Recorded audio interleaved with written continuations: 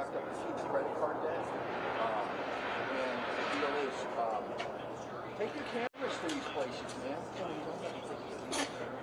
Long-term care facilities. Well, there's young people in there too. You got people that I'm trying to figure out, is it health or is it temple or is it health. Disabled or what is it? It's health. It is for people that are on dialysis, people that are paralyzed, people that have a mental health deficit, people that can't take care of themselves, people that have kidney failure, renal failure, respiratory failures. They have to be in a facility where they get round-the-clock care, and the conditions in these places are horrific. I started what's called Cheesecakes for Christ and stuffed animals for Christ, right? Bring stuffed animals into these facilities. I get them donated to me because a stuffed animal makes you feel good. It comforts you. It makes you happy. Here. All my stuff is free. If you go on my website, you're going to see a button that says start at 2 hours and 23 minutes. You'll see Representative Longden. She chaired the long-term care ad hoc committee for abuse, neglect, and mistreatment of vulnerable adults. And then you'll see me come to the podium. And then you see Al, his wife died all alone in isolation. I tried to sneak him in. At one point, we're going to cherry pick her to the second floor so that you could see his wife. And because, you can see her on Zoom, but that's nothing like your wife, your mother, your father, you're holding your daughter's hand while they're suffering, okay? And this was all thrown out the window, and nobody's talking about it. And then you had, in 2002, you had, if you go onto my website and you go to the activism page, you're going to see Arizona Republic. It says this whole system has failed. Graphic stories of patients being raped and beaten by other violently, mentally ill patients and by staff. A series of stories. There was just a recent one too, right? No, there was just a conviction of a person that had killed. Yeah, okay. Well, when those stories came out, you know what our elected officials did? Nothing. There was no town hall meetings, there was no public hearings, they barely talk about it. Because it says the whole system has failed, so the fault goes with everybody. Okay, and nobody wants to take accountability. Yeah. Okay, so then you have in 2002, the Audit General did an audit of our health services. It was uncovered in that audit that they downgraded, dismissed without any investigation hundreds and hundreds of very serious complaints of sexual and physical abuse. Hundreds and downgraded, dismissed without any investigation. I want you to imagine if you hire a painting crew to do your house, they come whenever they want to a half-assed job. Not only that, they tie you and your family up, put you in a closet and rob you. Not only that, when the police come, they do an investigation that's downgraded, dismissed without any investigation. Not only that, you're required to pay the painting crew. That's our health care in Arizona. And we're next. We're next. We're going to be hitting them beds someday, and it's a living hell on earth. Go to Coronado. Go. You know what? Don't even tell them who you are. Okay? Go to Coronado and say, hey, can I kind of do a tour? I got to think of my mom. She's home, and we got to. Just ask yourself, you want to live in a place like that? You want that type of treatment? Prison is better. I was an inmate at Kingman State Prison, and I'm telling you right now, the treatment in Kingman was better than all these places that I visited. Okay? There's some paint peeling off the wall. Not enough staff nights and weekends. Not enough CNAs, and in places where I go, there's 60 patients to a floor. There's supposed to be 4 CNAs. Sometimes there's only 2. The patients that are coma and semicoma are not getting changed all night long. That's inhumane. I've had patients die because they develop E. coli, MRSA, bed sores, rashes, infections, bloody blisters, and other complications that landed in an ICU and straight in the grave. And I'm the guy that held their hand and had to talk to their widows. This isn't a Democrat or Republican deal. This is a humane deal. Yeah, we've done it with our story. People don't want to hear it. They don't want to hear it. So what you have to do, well, here's what you got to do, right? You're right, yeah, okay. How's my what? Do what they did back in the day. And go right to our elected officials' houses and demand, why aren't you having public hearings to reform long-term care in the state? How come our health department's not being held to task? How come these agency heads are not being pulled in, reined in, and how come our system of mental health and health care, long-term care, is not being improved because our elected officials aren't doing it? Here's the thing I wrote up. And I'm an author, and all my stuff is free. If they're ever done, I'm going to give it to Ethan. And I'm not, and I've stayed, I've kind of, 7 months. I haven't reached out. I have reached out to our media before. I've done podcasts, and I've had a reporter from Arizona Public do a story, and I always thought, well, I don't want that type of publicity because what I want is action. I don't want a bunch of people looking at the 6 o'clock news and they don't do anything about it. But you guys are the 5th and 6th part of our government. The judicial system, you have the legislative system, you have the executive branch, then you have the people, then you have the media. And the media is supposed to go and hold our elected officials' feet to the fire so that the people will get behind the media and force them to write legislation and force them to uphold the law. You got to think though, man, when you talk about, they think if you don't see that, listen, out of sight, out of mind. You're not seeing on television, you're not hearing on the radio, you're not hearing on the podcast.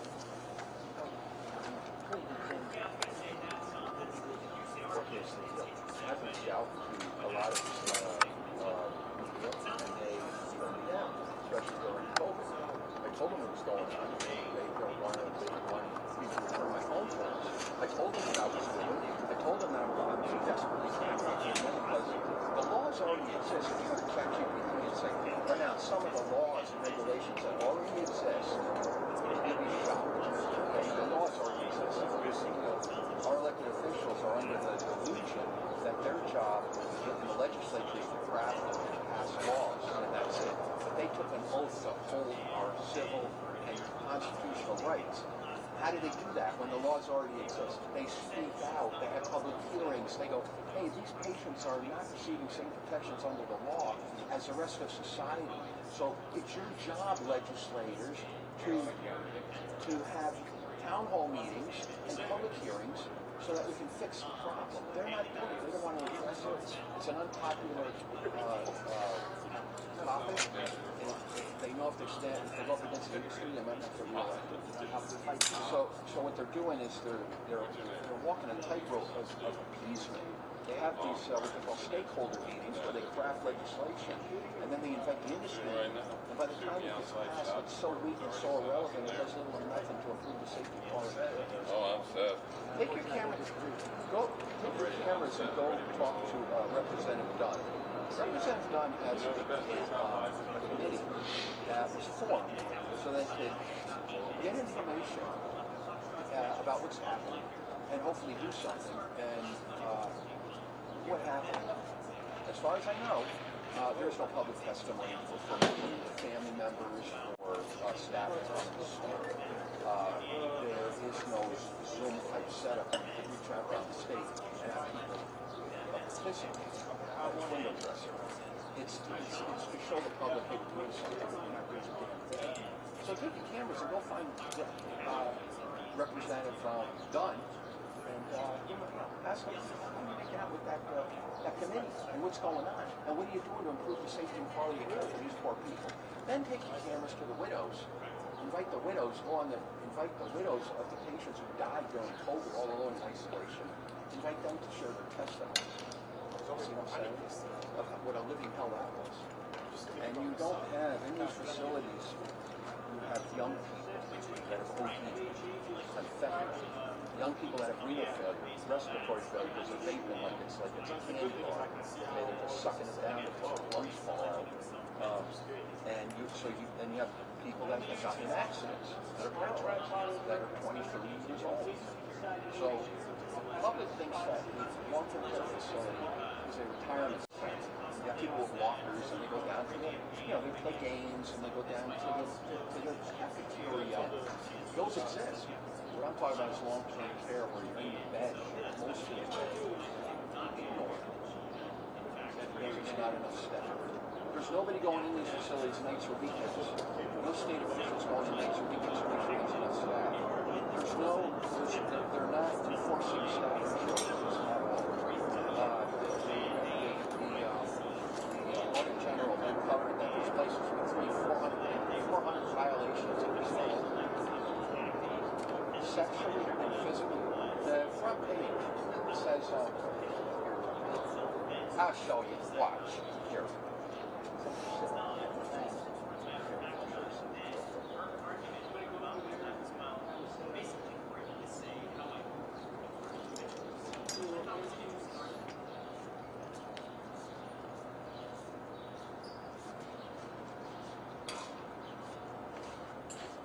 You know, they say, oh, we wish the public would get more involved. We wish he would, get out there and do something. Well, I'm doing it. Nobody's listening. I'm broke. And I'm actually putting everything on the line so that your family, when they hit those beds, are treated better. And what am I doing? I can't even get people to even donate anything. I donate a couple of bucks so I can pay my bills. And I'm the guy. I'm like the guy running across a minefield with the American flag alone, while everybody's and eating hot dogs and hamburgers at McDonald's. And I'm running across fighting for them. You know? So boy, it's pretty good, man.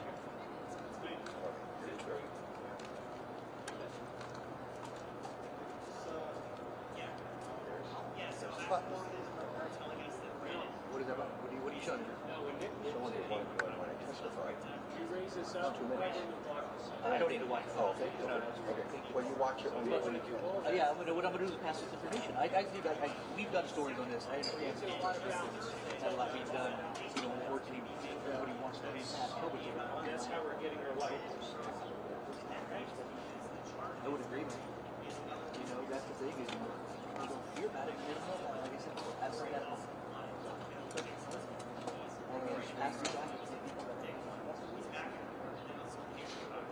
Yeah, have them call me, and I will tell them the places where they can just go and check it out. Going undercover, just be like, hey, I just want to check it out for my mom or my dad. Have them talk to the patients. I mean, have them talk to the family members.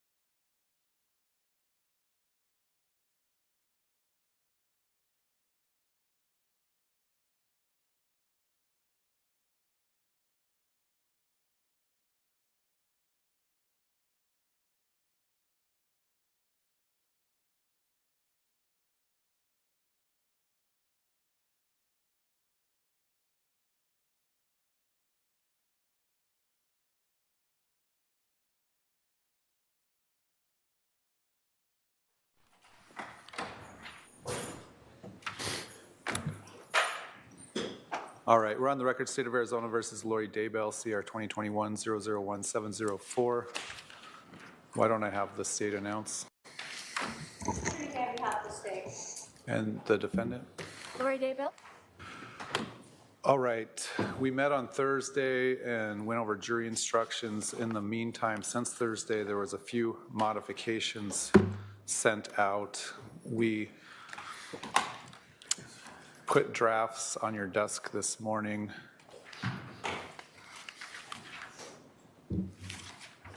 Last week, let me just pull up that email. No eating reports, please.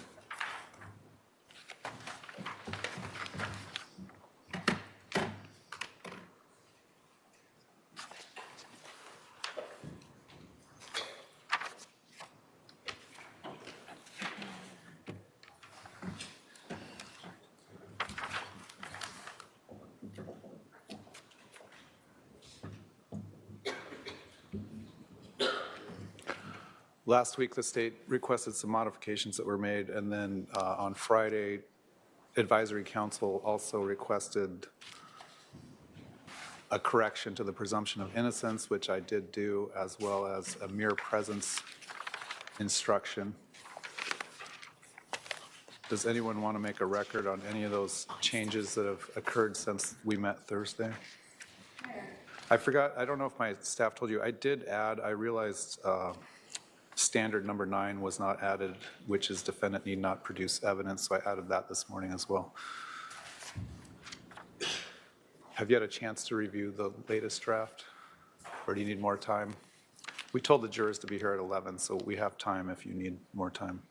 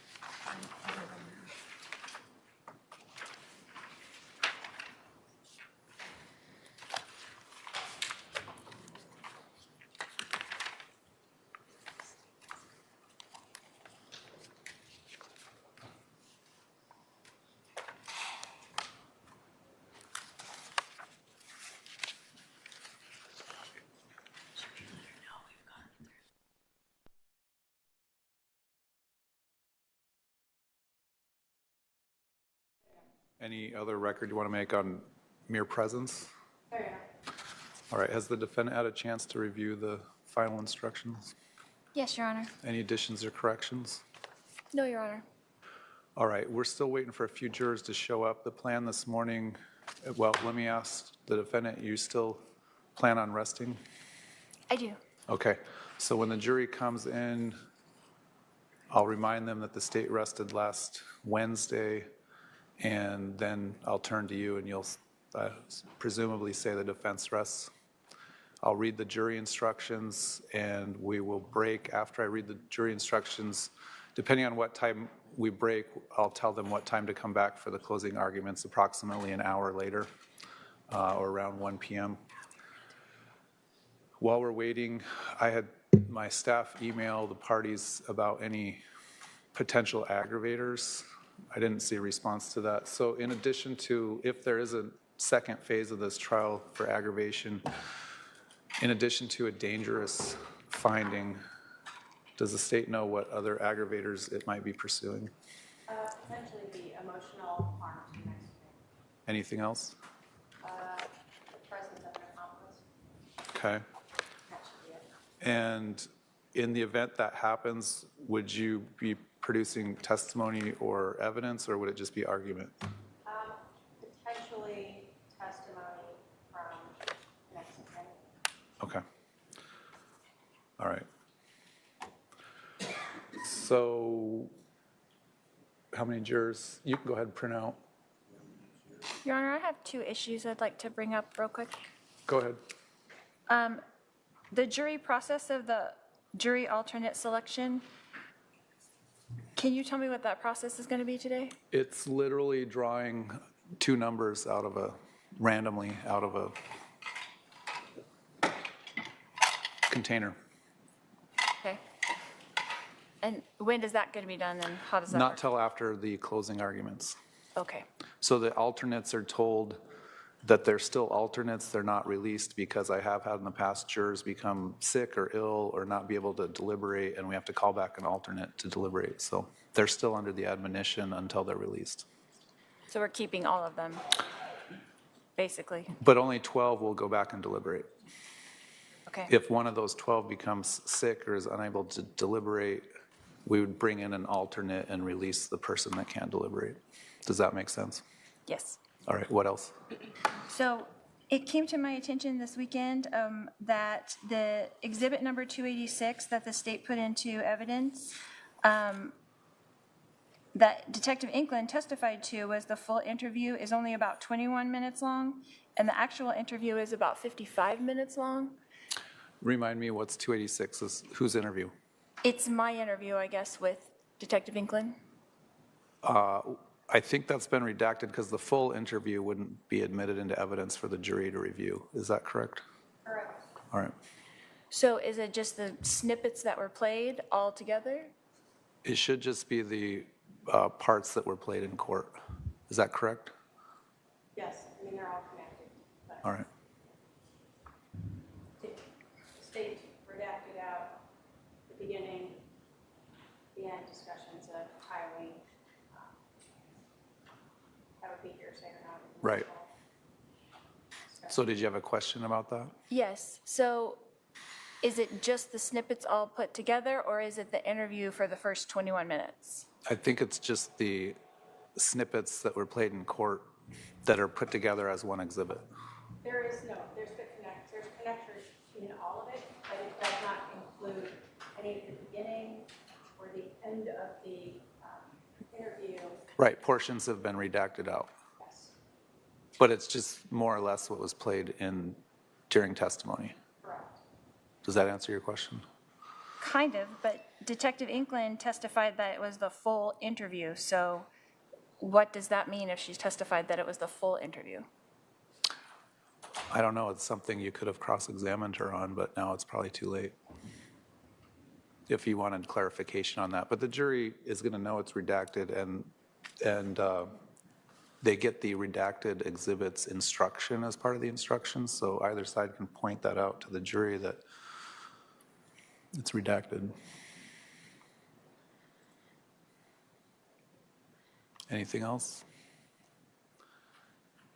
I was just assuming that that might have been an error to say that it was the full interview when it wasn't the full interview, and it was admitted into to reflect the record that it was the full interview. So are you telling me that the jury is not going to be able to go back and watch the full thing? Your full interview? Correct. No, because it was never admitted into evidence. But that's what they said was admitted into evidence. I don't remember if that's what was said or not. I would be surprised if someone said your entire interview was being admitted, but I don't remember the Well, exact my advisory testimony. council checked the FTR, and that's exactly what was said. That was exactly what I was shown, that it said, is this the full interview? Yes, this is the full interview, and it was admitted into evidence. Was So- there sometimes they enter in the full interview for appeal purposes only, but that's not the one that actually gets shown to the jury. Was that the case? It was not for appellate purposes, Your Honor. Okay. It is the full interview. The defendant talks to the detective in the beginning about Tylee. It does not include that. She talks to the detective at the end about Tylee and victim services. It doesn't include any of that. She's sitting in a room for, I don't know how long while Tylee's being interviewed. Okay. So the state's closed their evidence. I'm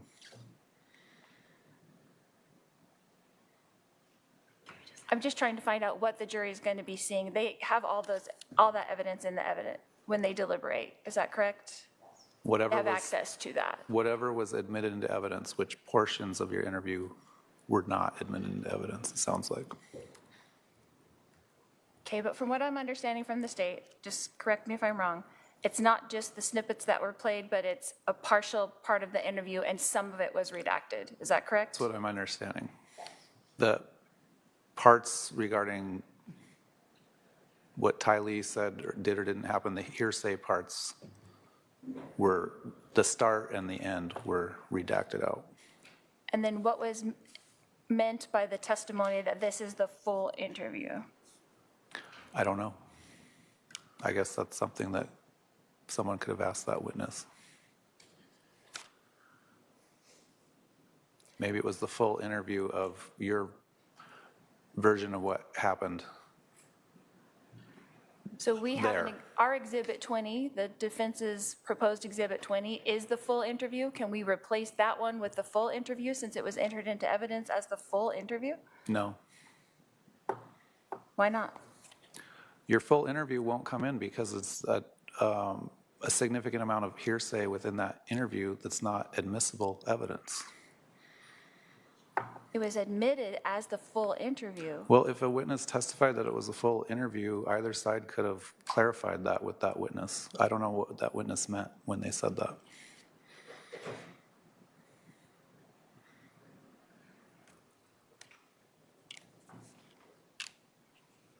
Anything else? That's it. All right, we're getting the sufficient number of the jury instructions copied. As soon as that's done and our jurors get here, we'll read those instructions. All right.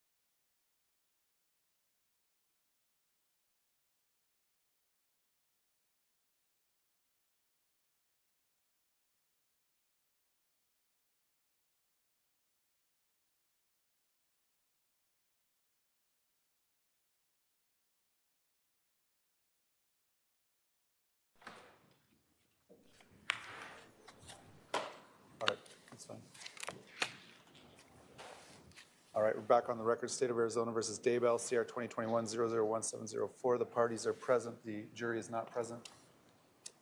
We'll bring in the jury.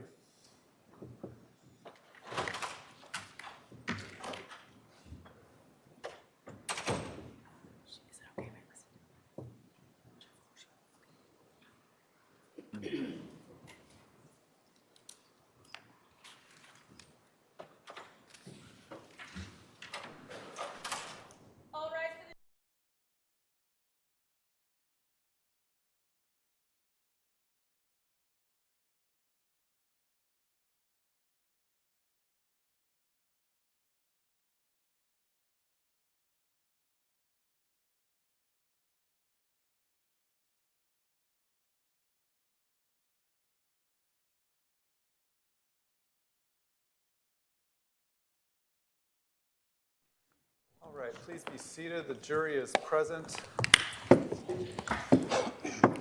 Welcome back, members of the jury. Last Wednesday afternoon, the state rested its case, so now I'll turn to the defendant.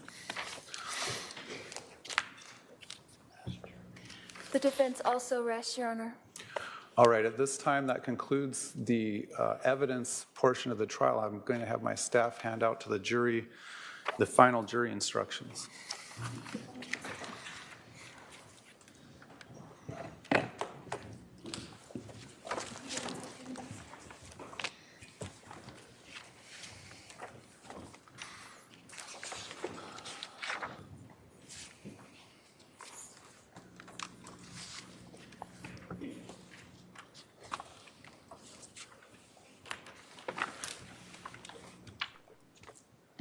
Are we one? Oh, nope, we got it.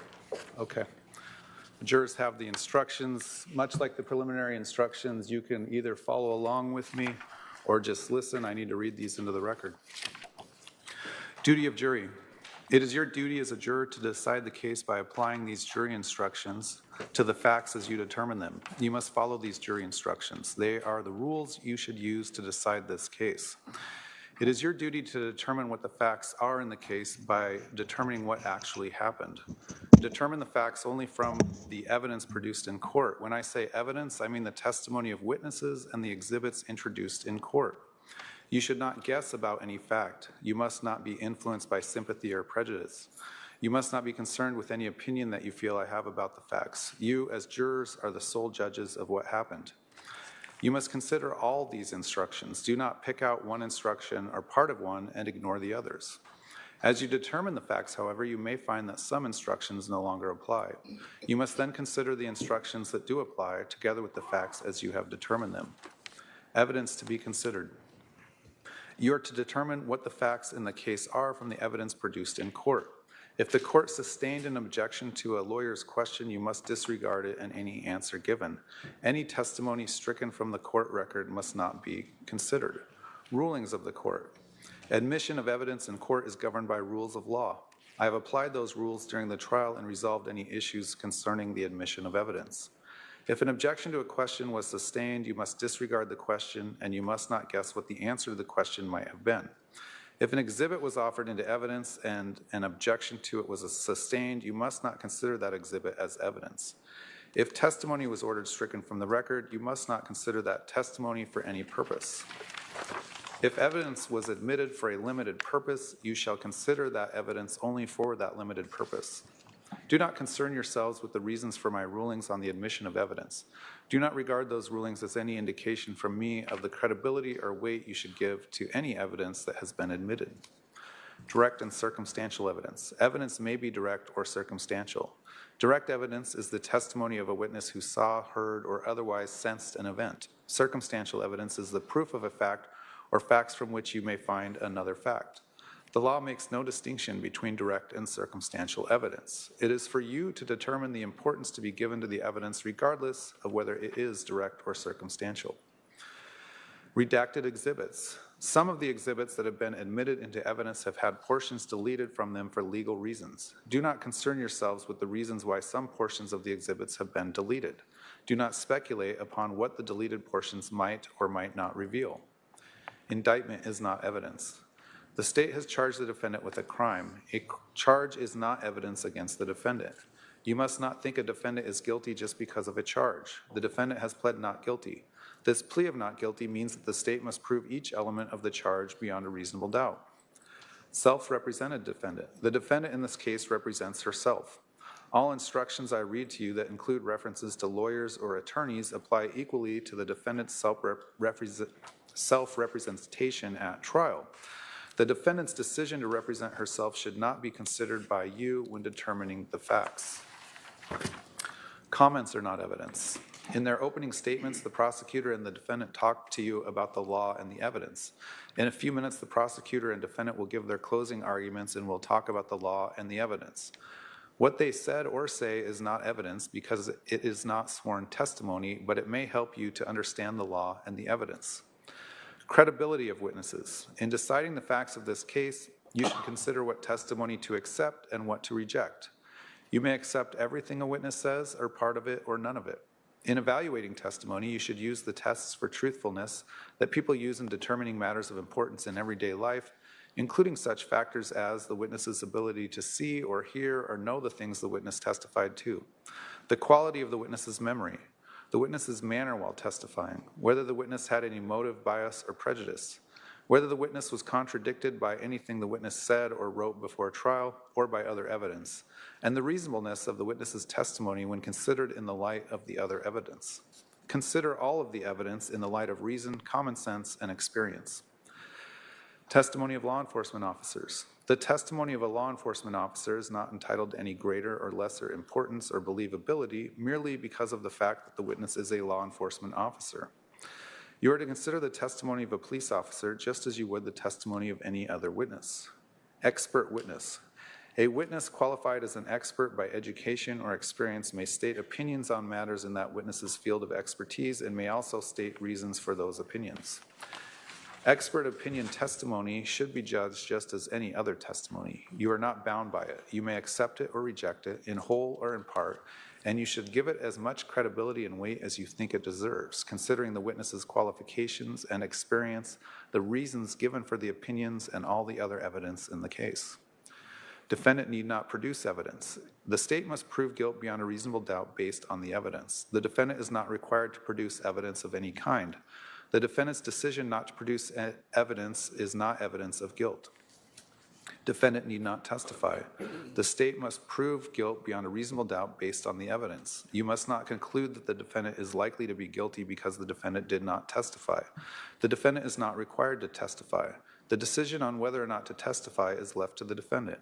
You must not let this choice affect your deliberations in any way. Mere presence. Guilt cannot be established by the defendant's mere presence at a crime scene, mere association with another person at a crime scene, or mere knowledge that a crime is being committed. The fact that the defendant may have been present or knew that a crime was being committed does not in and of itself make the defendant guilty of the crime charged. One who is merely present is a passive observer who lacked criminal intent and did not participate in the crime. Voluntariness of defendant's statements. You must not consider any statements made by the defendant to a law enforcement officer unless you determine beyond a reasonable doubt that the defendant made the statements voluntarily. A defendant's statement was not voluntary if it resulted from the defendant's will being overcome by a law enforcement officer's use of any sort of violence, coercion, or threats, or by any direct or implied promise, however slight. You must give such weight to the defendant's statement as you feel it deserves under all the circumstances. Jury not to consider penalty. You must decide whether a defendant is guilty or not guilty by determining what the facts in the case are and applying these jury instructions. You must not consider the possible punishment when deciding on guilt. Punishment is left to the judge. Presumption of innocence, burden of proof. The law does not require a defendant to prove innocence. Every defendant is presumed by law to be innocent. You must start with the presumption that the defendant is innocent. The state has the burden of proving the defendant guilty beyond a reasonable doubt. This means the state must prove each element of each charge beyond a reasonable doubt. In civil cases, it is only necessary to prove that a fact is more likely true than not, or that its truth is highly probable. In criminal cases such as this, the state's proof must be more powerful than that. It must be beyond a reasonable doubt. Proof beyond a reasonable doubt is proof that leaves you firmly convinced of the defendant's guilt.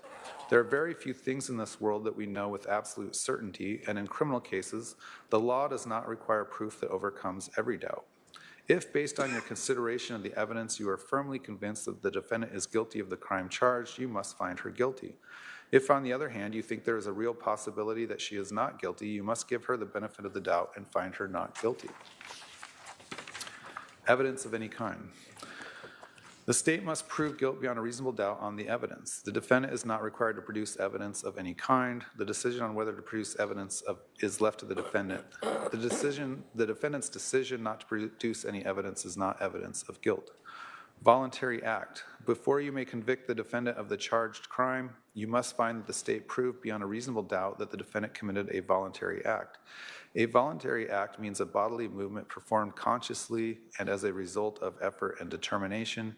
You must consider all the evidence in deciding whether the defendant committed the act voluntarily. Absence of other participant. The only matter for you to determine is whether the state has proved the defendant guilty beyond a reasonable doubt. The defendant's guilt or innocence is not affected by the fact that another person or persons might have participated or cooperated in the crime and is not on trial now. You should not guess about the reason any other person is absent from the courtroom. Motive. The state need not prove motive, but you may consider motive or lack of motive in reaching your verdict. The charged offense. I will now tell you about the crime with which the defendant is charged. Count 1, conspiracy to commit first-degree murder. The crime of conspiracy to commit first-degree murder requires proof that the defendant, on or about July 11, 2019, with the intent to promote or aid in the commission of first-degree murder, agreed with Alexander Cox that at least one of them or another would engage in conduct constituting the offense of first-degree murder. The crime of first-degree premeditated murder requires proof that a person, 1, caused the death of another person, and 2, intended or knew that he or she would cause the death of another person, and 3, acted with premeditation.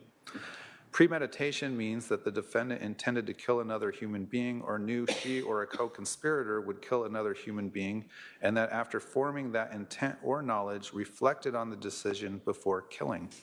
It is this reflection, regardless of the length of time in which it occurs, that distinguishes first-degree murder from second-degree murder. An act is not done with premeditation if it is the instant effect of a sudden quarrel or heat of passion. The time needed for reflection is not necessarily prolonged, and the space of time between the intent or knowledge to kill and the act of killing may be very short. Elements of conspiracy. The crime of conspiracy to commit first-degree murder requires proof.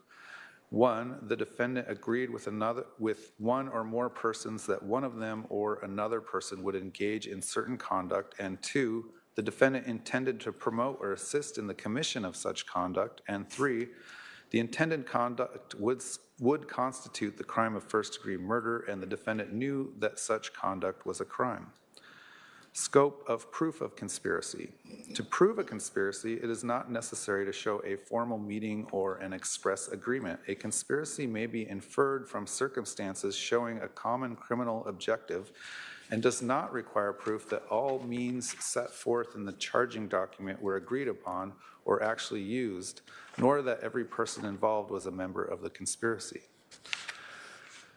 Proof of membership in conspiracy. One may become a member of a conspiracy without full knowledge of all the details of the conspiracy. On the other hand, a person who has no knowledge of a conspiracy but happens to act in a way that furthers some object of the conspiracy does not thereby become a conspirator.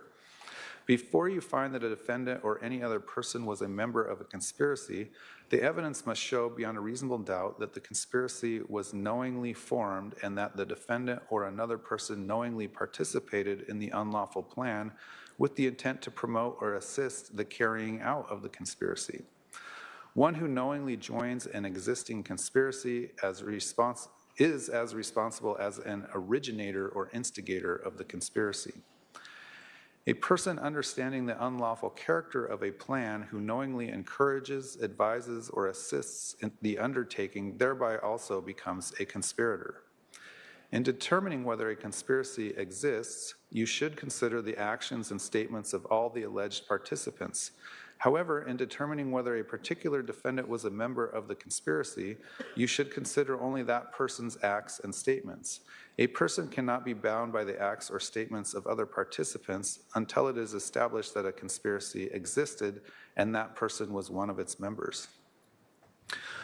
Justification for self-defense physical force. A person is justified in using or threatening deadly physical force in self-defense if the following two conditions existed. One, a reasonable person in the situation would have believed that deadly physical force was immediately necessary to protect against another's use or apparent attempted or threatened use of unlawful deadly physical force. And two, the person used or threatened no more deadly physical force than would have appeared necessary to a reasonable person in the situation. A person may use deadly physical force in self-defense only to protect against another's use or apparent attempted or threatened use of deadly physical force.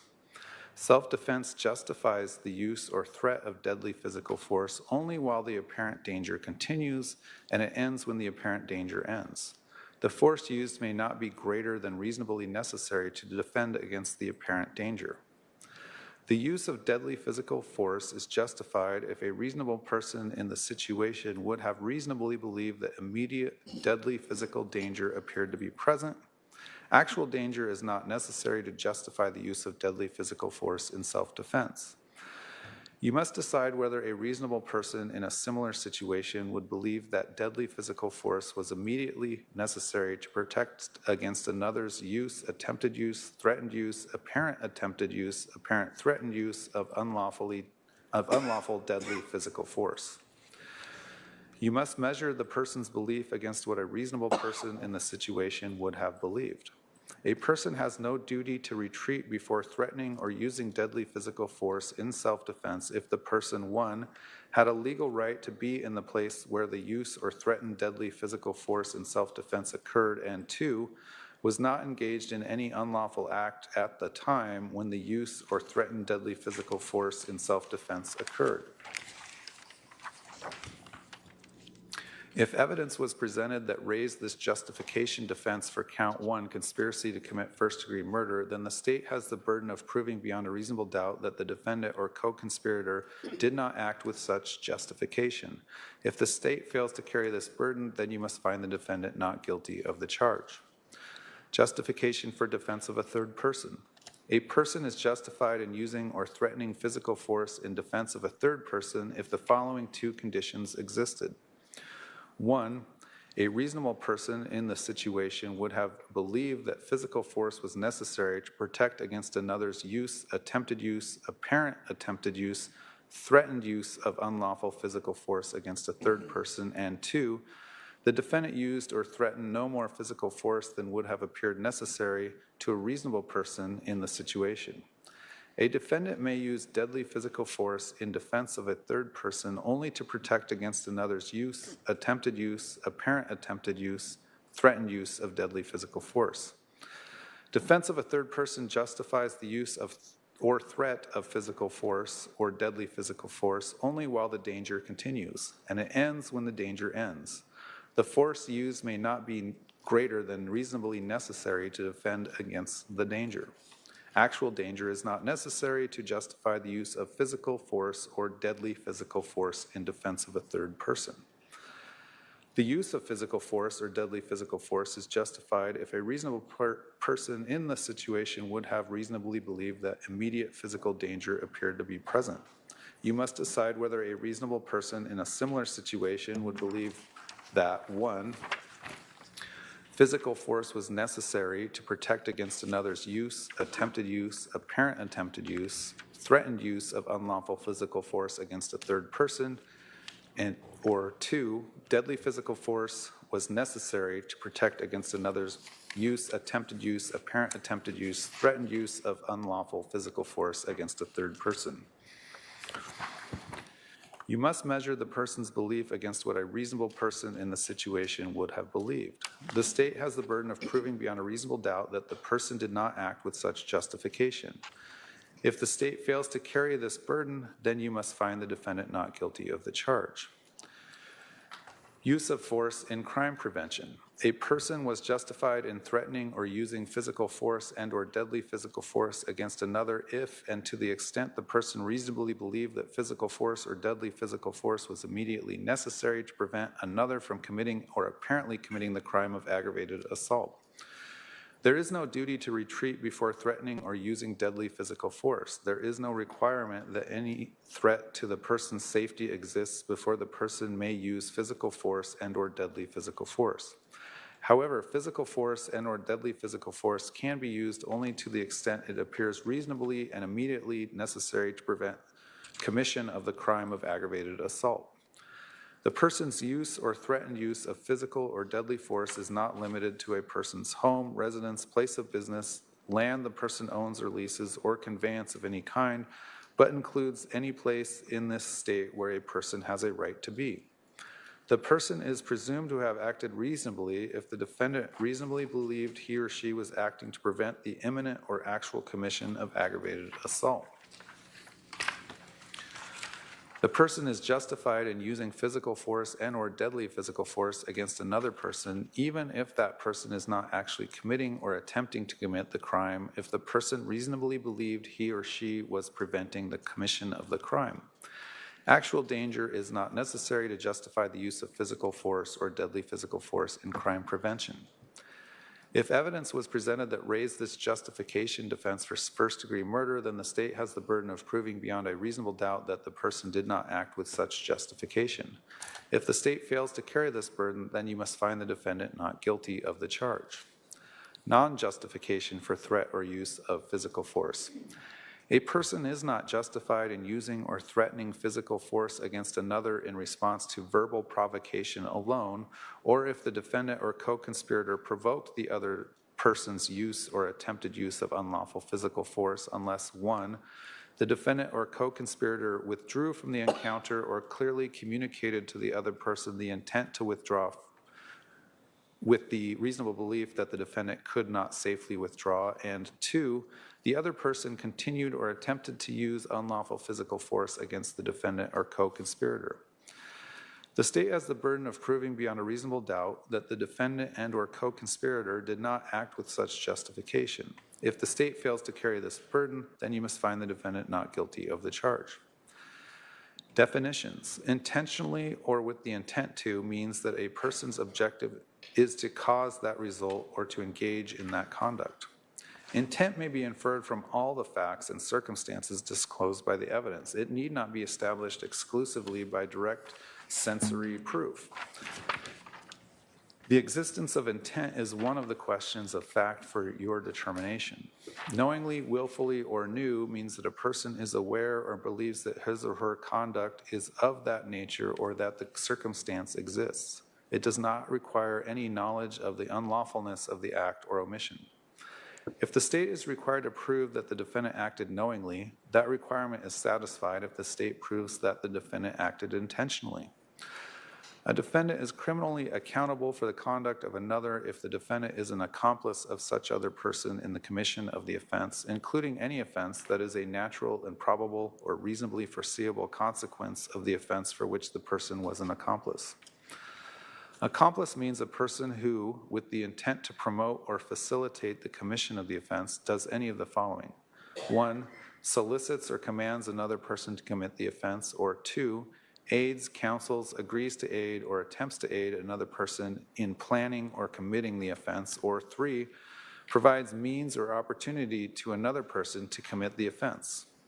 Act means a bodily movement.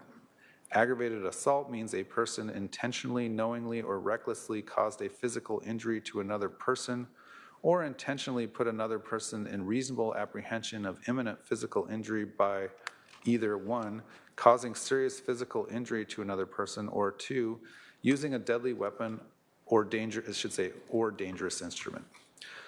Conduct means an act or omission and its accompanying culpable mental state. Deadly weapon means anything designed for lethal use, including a firearm. Dangerous instrument means anything that is readily capable of causing death or serious physical injury under the circumstances in which it is used, attempted to be used, or threatened to be used. Deadly physical force means either 1, force which is used with the purpose of causing death or serious physical injury, or 2, force which in the manner of its use is capable of creating a substantial risk of causing death or serious physical injury. Unlawful means contrary to law, or where the context so requires, not permitted by law. Jury foreperson. The case will soon be submitted to you for your decision. When you go to the jury room, you will choose a foreperson. The role of jury foreperson is important, but please remember that the foreperson's opinion about the case is not more important than that of the other jurors. The opinions of each juror count equally. The jury foreperson's responsibilities include the following. 1, make sure every member of the jury is present during all discussions and deliberations. 2, make sure that the deliberations are conducted respectfully and that all issues are fully discussed. The discussions should be open and free so that every juror may participate. 3, all jurors should be allowed to state their views about the case and what they think the verdict should be and why. 4, all members must agree unanimously on any verdict. Therefore, the foreperson should count the votes to ensure that every juror has voted. 5, if you reach a verdict, fill out the verdict form and then sign the form on behalf of the jury. 6, if the jury reaches a verdict, the foreperson will inform the courtroom assistant. When the jury returns to the courtroom, the foreperson will bring the signed or unsigned verdict form as well as any question forms that may have been used. 7, when you return to the courtroom, the court will ask the foreperson whether the jury has reached any verdict. The foreperson will respond yes or no. The foreperson is not expected to read any verdict to the court. That will be done by the clerk. Closing instruction.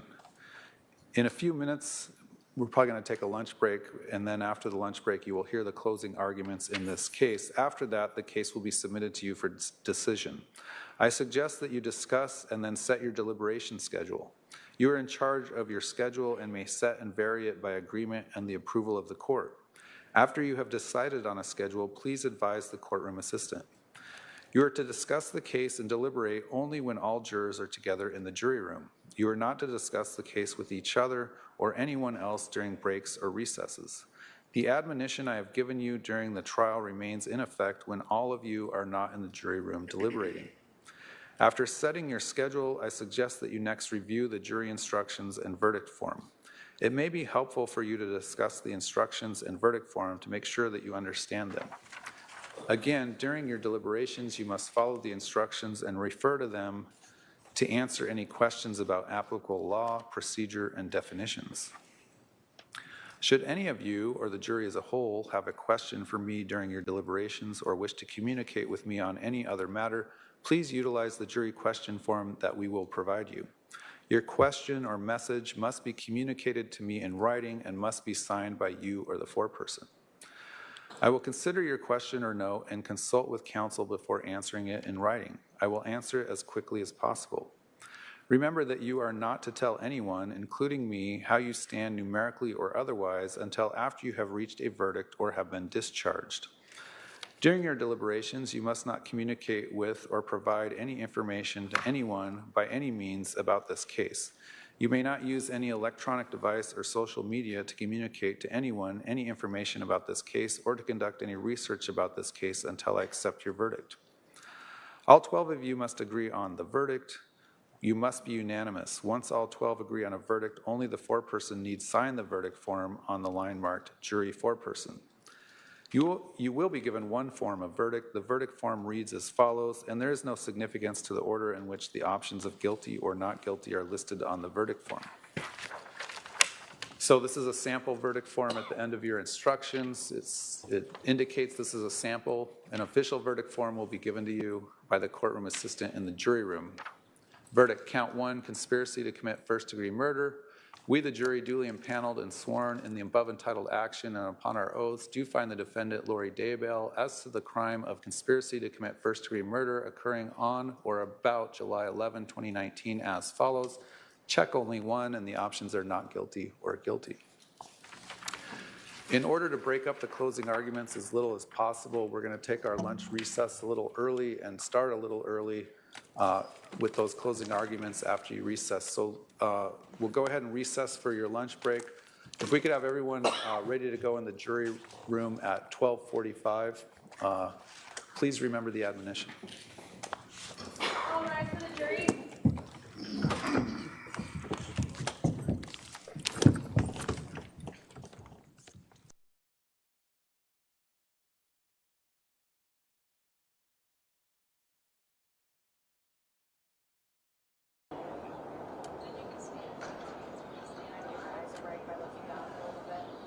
You what? Trying to give my eyes a little bit of a break by looking down.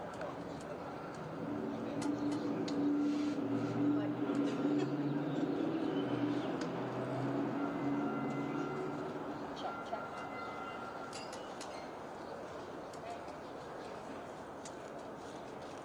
Check, check.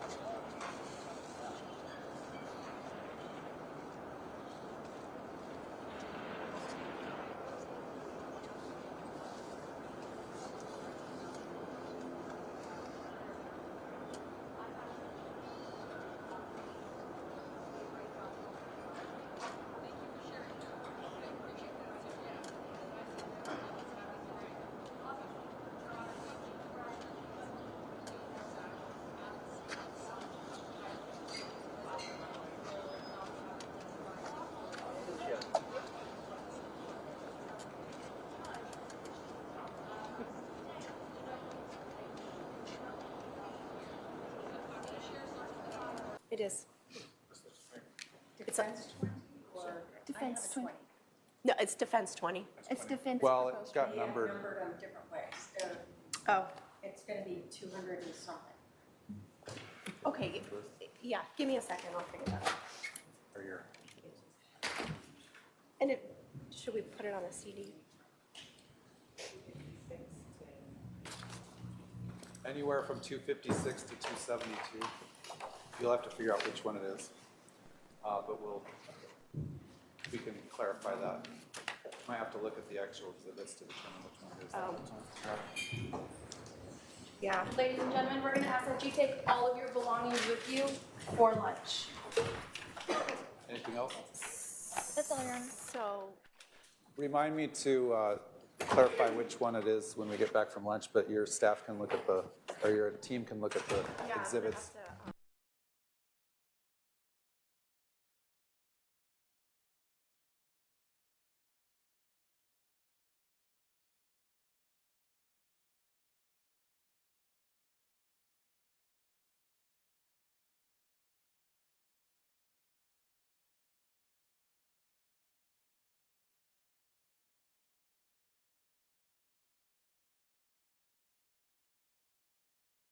kind of all eyes out here on the courthouse as we wait and see.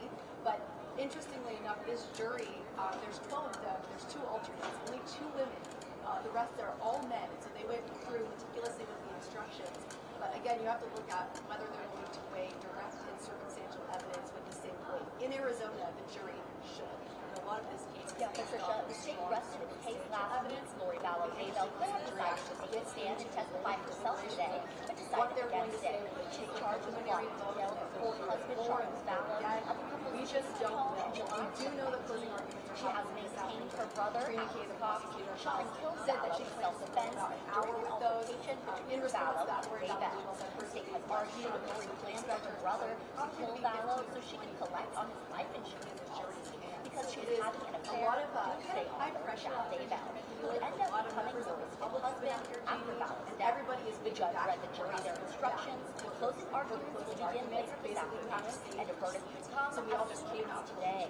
Reporting live outside the Garfield County Courthouse, Heidi Hommel, KTAR News.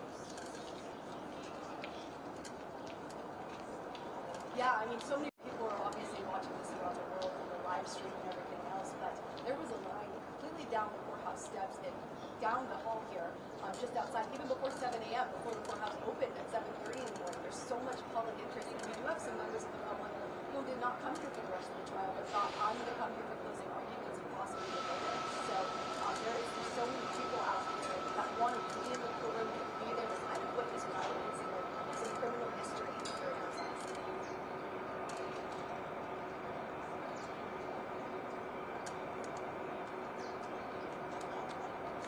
We do, and that was something that was talked about in one of this movement.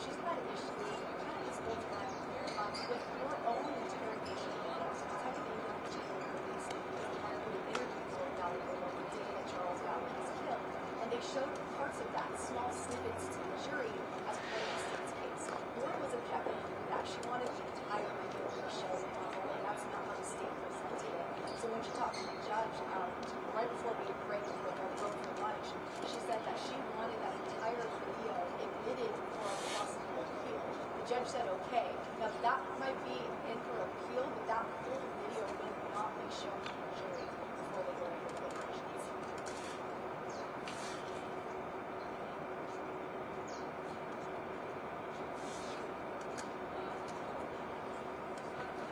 So Chad Daybell is on death row. This is just one of two cases for Vallow Daybell. Of course, this is the big one because it's her conspiracy with her husband who may die.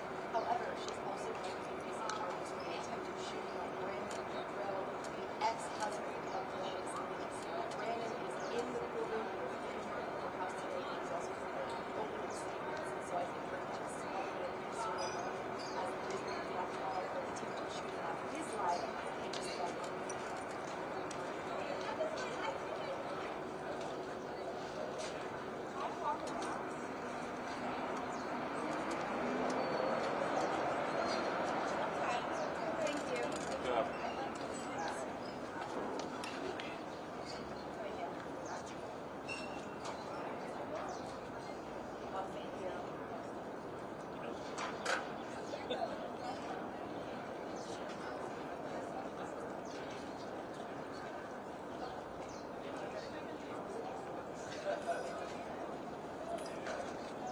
back to the lunch.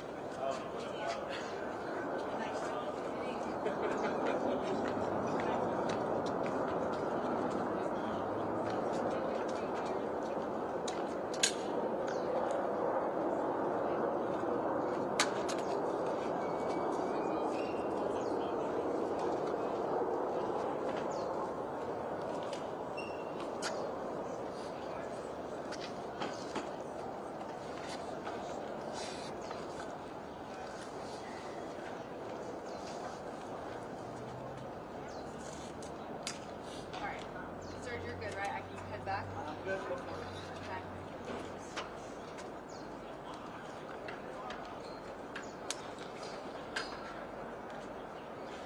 Girl, you know your chit. That was good. Oh, thank you. Appreciate that. Right? You be able to rattle that off? Yeah. I've been here almost as long, and I don't know the case at all. Well, I've talked to some of the people like from Boston, Utah, Yeah. Idaho, and things will happen. Well, but she's holding her own. You just gotta give them facts, Well, and then people- they'll all decide. All the people will decide what they want to give them. People are fascinated with courts. No They doubt. really are. No, you're totally right. They really I are. mean, I don't know, were you here for the Jodi Arias trial? No, That was nuts. I was young. This is a lot milder Yeah. than that No, one. I know. Familiar with the case. Right. But I was in college. Oh, stop Was it. it 2014? Or 2012? I always say the three words I can say to you is I remember when. Oh, Yeah. God, here we go. Yeah. So, That one though was pretty current. Yeah. Like of all, you know. All right, I'm gonna head in. See if I can. I'll text you. I think we'll probably be back out there about 2:45 or 3. We'll be fine. And Shane and I were just talking.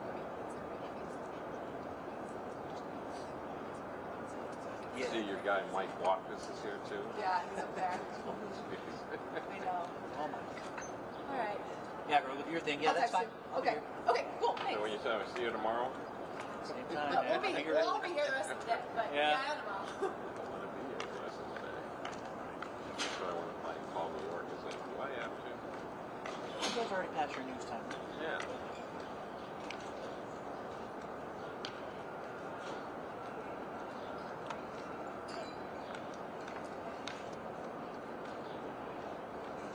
Amazing what you have to do nowadays with lights. You're a little perfectionist, aren't you? A little bit. Yeah. Alright, man. I love lighting. I really do. Lighting is It's my favorite thing. that, lighting, audio. Yeah, audio. I mean, with the so I work on Premiere a lot now. We edit on Edius for GA, but Right. I do the true crime stuff and the special projects and stuff. And we edit on Premiere. Here, you can put the pitch and sync in it. And it's great. I mean, you can tweak the audio. The problem is that it makes it so. It sounds so crisp. It sounds unreal. I'm going to get off of Premiere pretty soon. I'm getting tired because I don't use all the stuff. Yeah. And I just use my biggest. I love media encoder in the audio, and of course editing in Photoshop. And I don't like After Effects is all right, but I don't have time for that. Yeah. I'm going to switch over to DaVinci. I've heard great things about DaVinci. It's free. Right. It's the only problem I had with it is that it doesn't have release of color. So we have a 800 number. That's it. Yeah, because it's black magic. Yeah. But Open source. yeah, well, everything's support nowadays. You're going to get a form. Yeah. That's what sucks about this. Although it's funny, I was just looking up DaVinci too, just to see what it is. And I have Premiere at home, and I was thinking about DaVinci. I'm just tired of paying $400 a month. Same. Exactly. Like I said, I don't use enough. They won't go out of the park. My wife was like, I want to help you stuff, I want to stuff. I'm like, I'm going to buy a computer, I'm going to buy the software we need, I'll show you how to edit, and we'll start doing videos, and you can start editing stuff. But, In a year. Yeah. Why is it so hard? It's supposed to be hard. I always say if it was easy, everybody'd be doing it. This is what makes it great. So yeah, I'm looking for a cheaper one. I looked at DaVinci. I like it. I mean, I like it. It seems like it's relatively safe. Yeah. Other nonlinear systems. It's, the timeline's a little. I was brought up on Apple, Same. and what happened to transcoding was absolute bullshit. Yeah.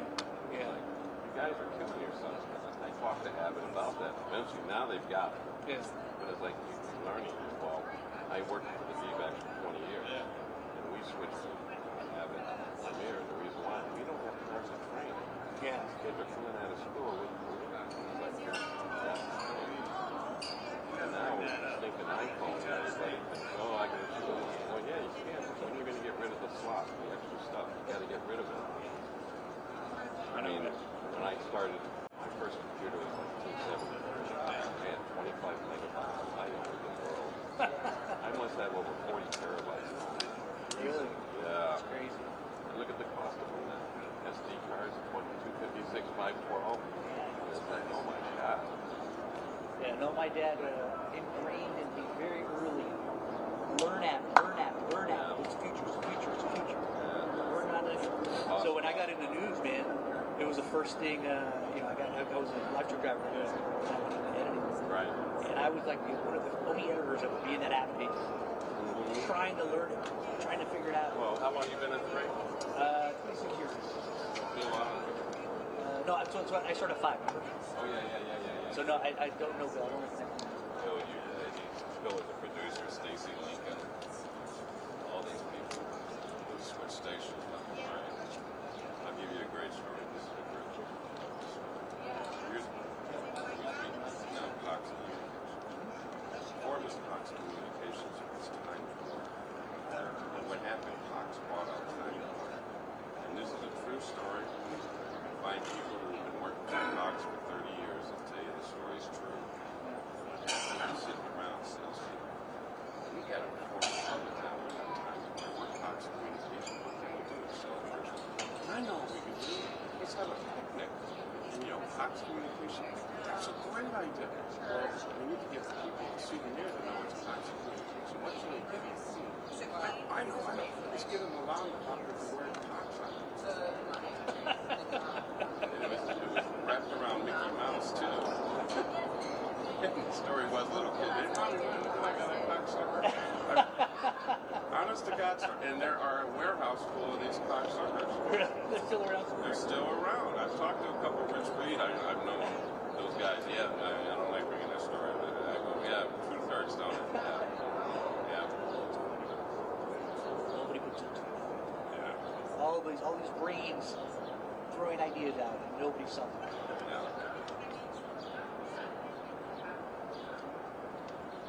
Yeah, so I was always editing, shooting, everything. Yes. I mean, I even My did. brother's a director of 5 at 3. Oh, is he? Yeah, he started off before me. He started off in the live truck driver at 5. We went into production. I took his job over and went into editing. But a director now is TV. The director does And the everything. audio.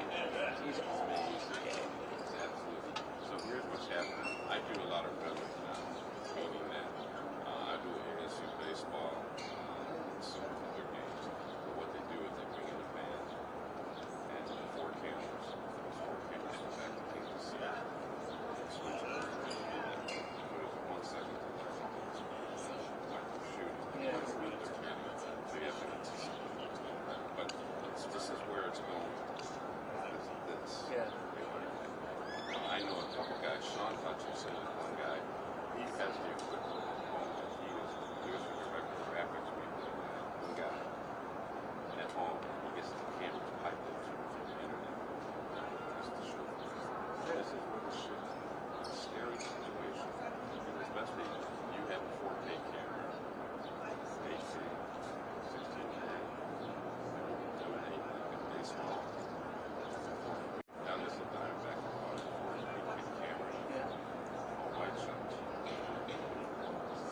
it on the 4K, screen, you don't gotta can zoom, you can see.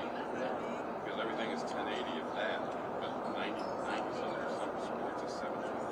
They upscale to 1080. This is where this business is. And I always would say that technology takes jobs, and that's what's happening. It's too bad. I saw there was just one short video. And it was just this. I don't remember his name. Apparently he was local, but he went on a shoot, a very high-end shoot. He was in California on the beach, doing it all, put out all the whistles, all the lights, everything. He didn't shoot one still shot. He did everything in 4K. So that all he did was just, okay, let's give you this movement. Let's do a continuous time instead of flashes. All right, now move around, and then he just went back, stroke the video, hold the service. Right. That's it. That's it. Don't gotta do anything. I always say using linear images as opposed to black and white is not color. If there was a glitch or a hit on the videotape, that was a project. I mean, you know from editing. How did you do that? I don't know. Did you do it again? I don't know. But that's what I love about switchers. I switched for years. TV. I love TV.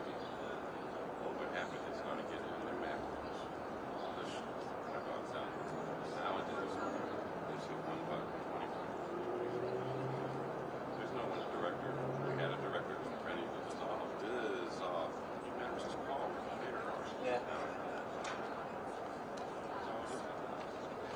We're forcing the public to watch better TV. I see it in movies. And the TV isn't, like you said, they're not even displayed. Like, we're not. We're barely. Well, yeah. Because, you know, the cost of doing TV. I mean, here's the screen and chase. It's 3 7. I think it's a 1080. I know the Suns are to be a 4K. And that's, again, where are you going to store this? That's the problem. For years we had videotapes. I mean, I go back to 2-inch chips. Oh, I still got 3/4. 3/4 U-matic, Sony U-matic. I have 2 bags of 3/4 inches on my desk. You have a machine. We have one, but I'm afraid to use it. So Why? one of the tapes, because I just, you know, I have the engineers clean them. I don't have anything. So I have these tapes that my dad wants me to dub over, and I'm hesitant to put them in because I know I put them in there, I might lose them. Well, you know, the problem is not the machine. It's the tapes that are I'm sure. Yeah. Let me tell you, you got to put a head tape head thing. What tape head thing? I said the best invention that they made in my era was an auto reverse cassette player. Yeah, you put the cassette in there and you got to the end. And this was really Yes, tight. I do remember that. Yeah. That was awesome. I thought that was amazing. That's right. I do remember that. Because I go back to 8 tracks, and 8 tracks to be through a long song on the side of the clip. So I just seem to, oh yeah, that's it. That's how it was. I don't even collect them. I used to collect CDs, cassettes, CDs, DVDs. I don't even collect them again. Yeah. They just collect that. I own movies now. I have files. It's funny That's because going to get eliminated pretty soon too. although he just coming back in. It's so strange that it's funny we went so far to the digital realm, and now we're swinging back forward. I want tactile to be able to feel my music. Yeah. Albums are really big, back for collecting and music. Yeah. CDs, people are buying them now. It's like, you know, if something goes down, the idea behind it for some people is that if there's a or anything happens to electronics, we lose it. You're right. But the people that have the books, the CDs, the tapes, whatever, Yeah. they're going to be You know, the you're people hitting something that we have never had that crisis yet, but it's coming. It's a weird problem. We could Well, erase you had ourselves. drives back then. And I have 8 terabyte drives. Each one is backed up on another drive. So it's time consuming. It is. I'm doing a process right now. I just got 5 old drives, 24 terabytes. And I'm consolidating all the stuff on one drive to give to Morgan Lowe. Yeah. Just because we had so many stories that our other photographers saved. I'm like, I need these drives to get them off. So it's literally just sitting at a computer going, okay, put all those on there. 5 hours later. See, and it's, your dad will remember this. I was in charge of opening these Oh, well. people's talent. We call it like hers. We call it talent.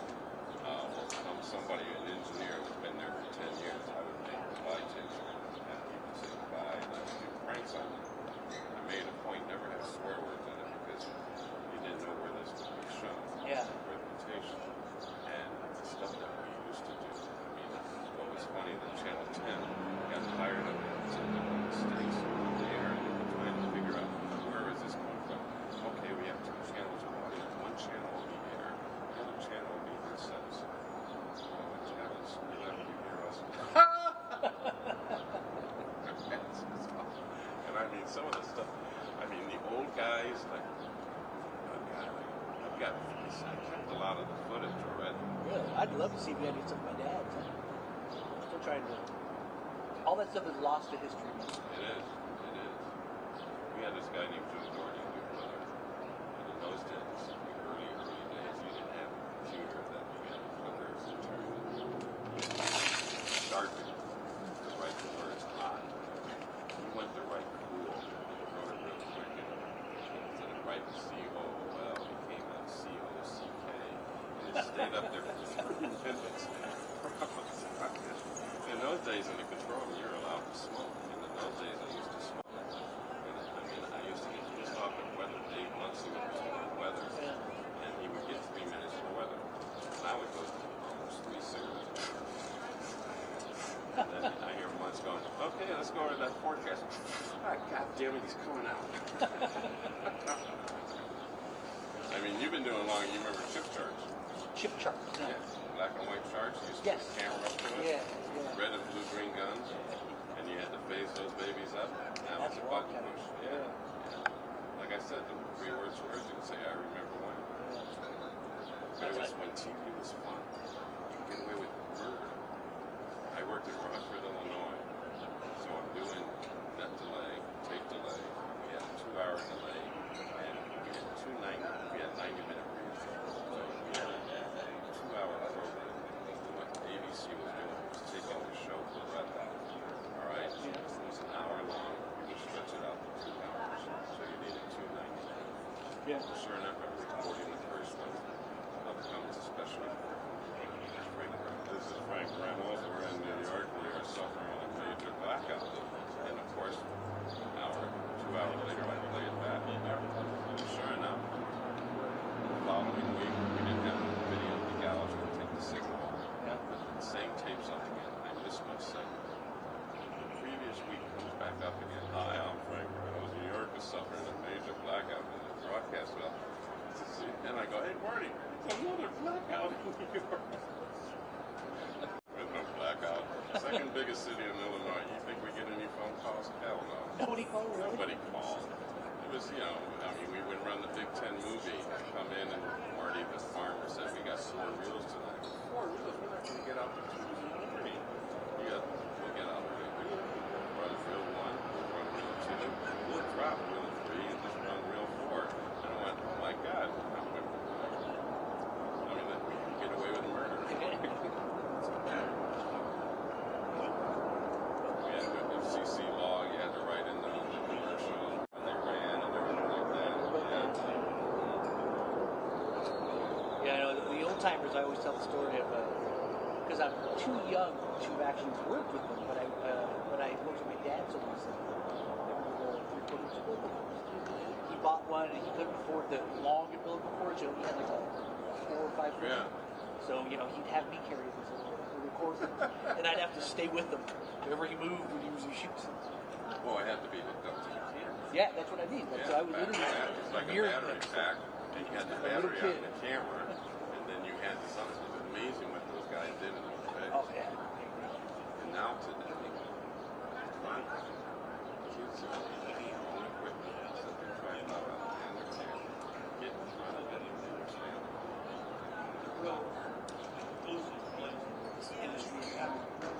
Liber trucks. You had Tommy Heidinger. I love Tom. He's done now, is he done? No, he's still there, man. Shit, that station's gonna fall apart. So I had Tommy at Channel 10. Yeah. That's where he started. Without being or something. He is Heidinger, awesome.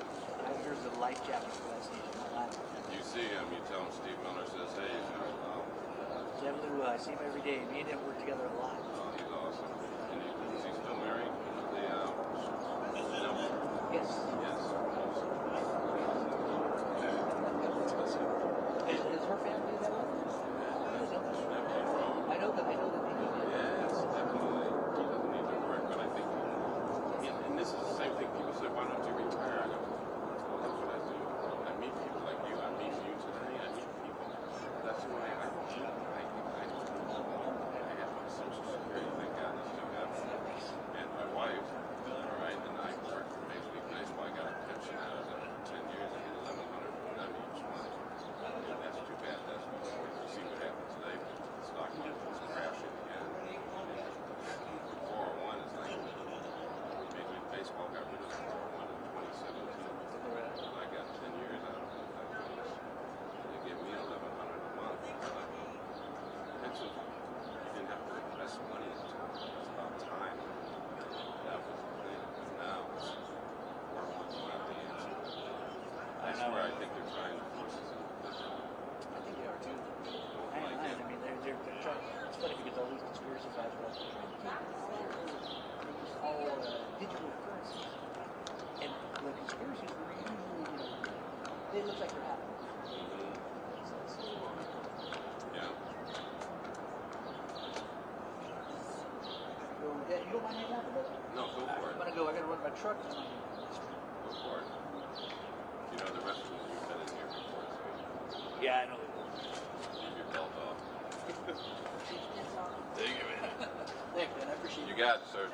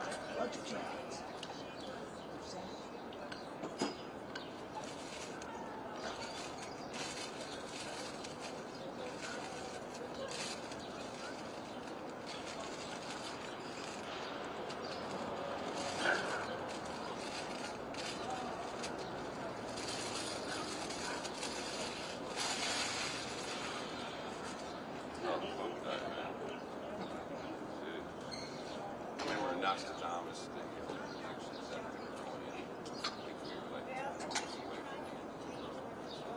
Now we're, I forget how it works. Yeah, he had all kinds of weird Yeah. things going on. I love all the conspiracy as soon as he died. Yeah. Like, you think he's still I know. I think it.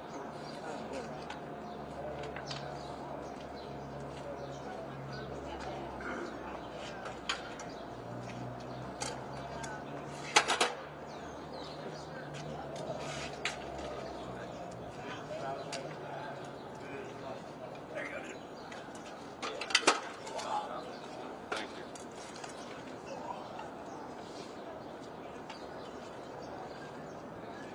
Stock market taking a dive again.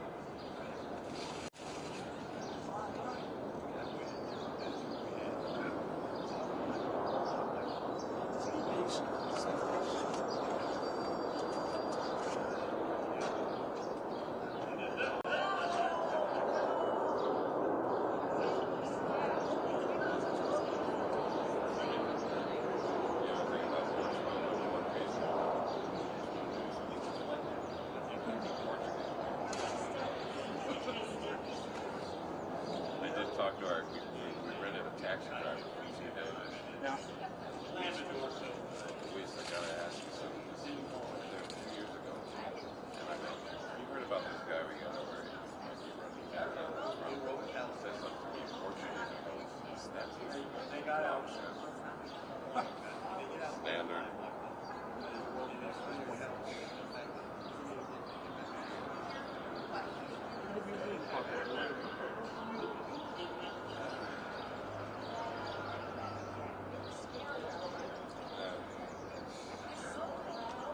Well, that guy will never come back.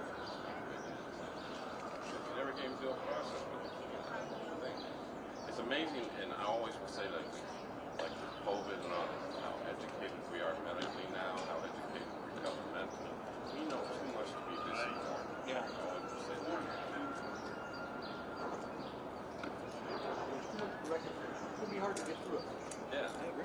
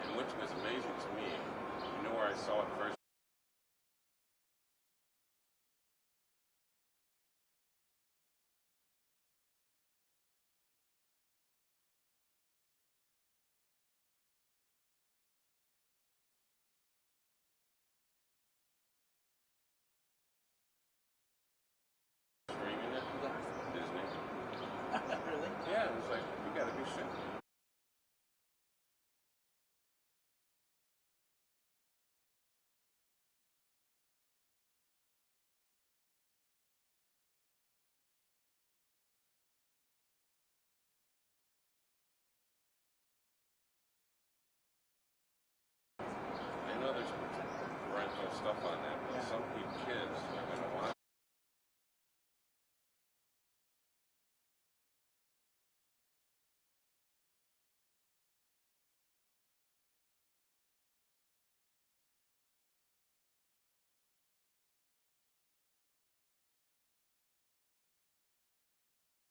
Oh, actually. Oh my God.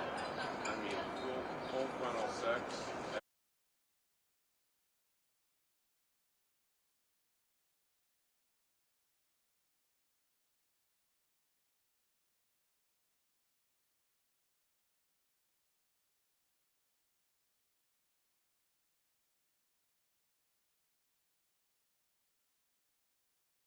And then the drugs and the coke. And this lady was best actress.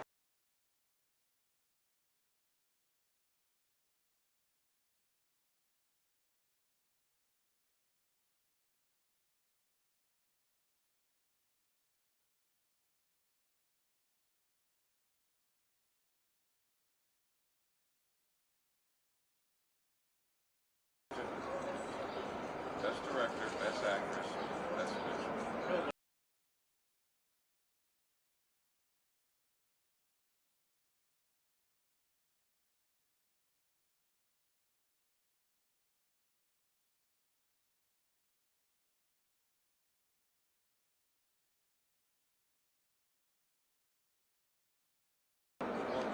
I think, again, this moment.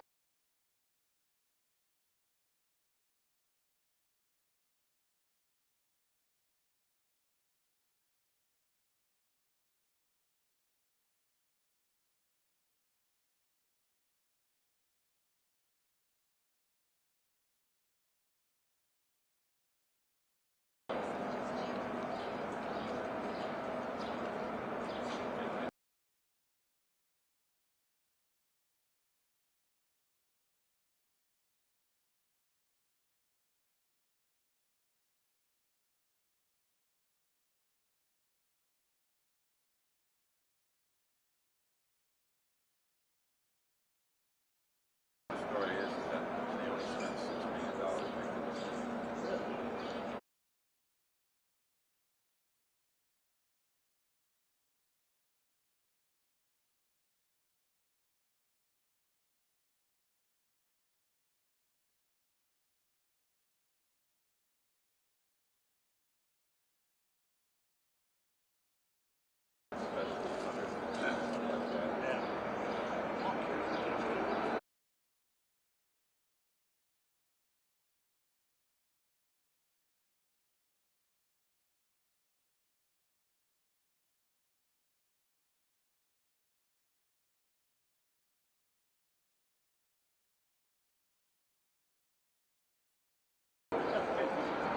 Well, not with your wife, man, I'm telling you.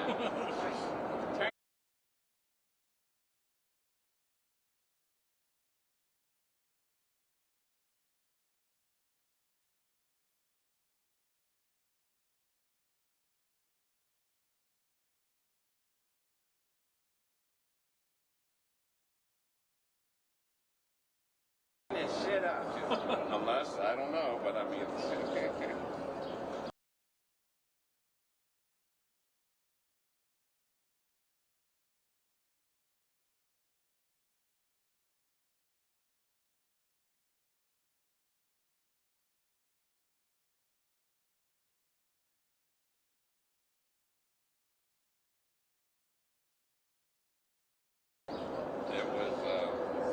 wow.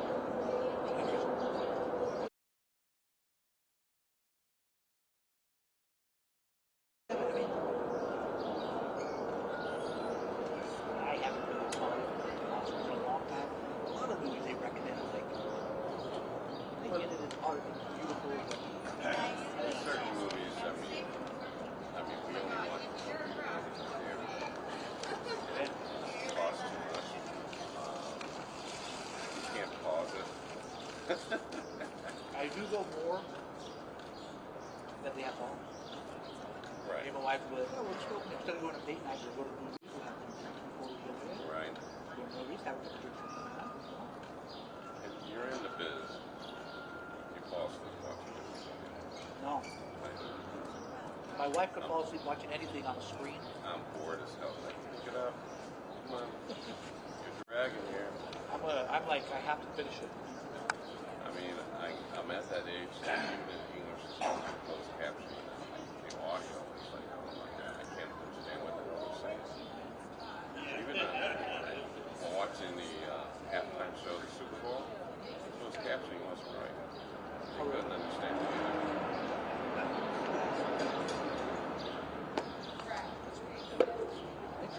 Yeah.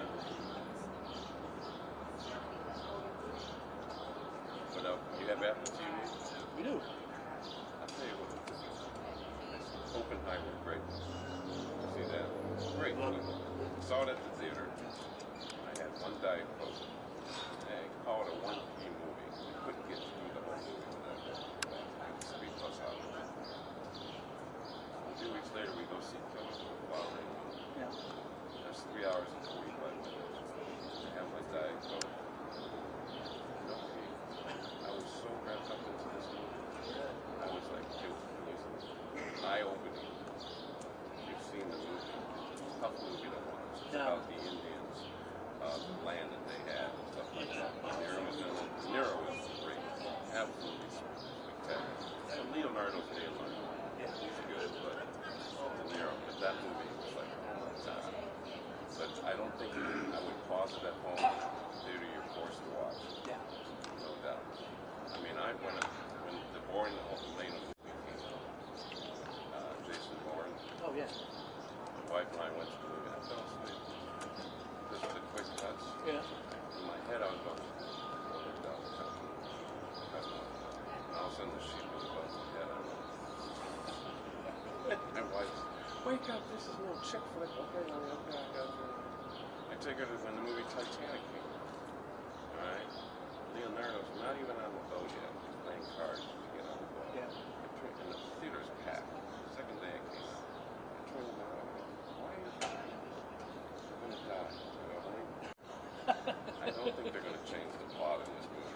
We have an idea what the hell's gonna happen. It's like it hits the iceberg. She starts kicking the chair in front of her, and the guy who's sitting in front thought it was a kid. He turns around and goes, "Excuse me, ma'am." Jeez. But I hate that. I don't know if you're like that. My wife, we had home watching it. Thank God. You know. But what do you think's gonna happen? I don't know. I haven't seen it either. You know. Or what'd they say? Oh, we back it up. I mean. Yeah, it is the same thing with the. I watch the same thing. I know it's fine. Yes.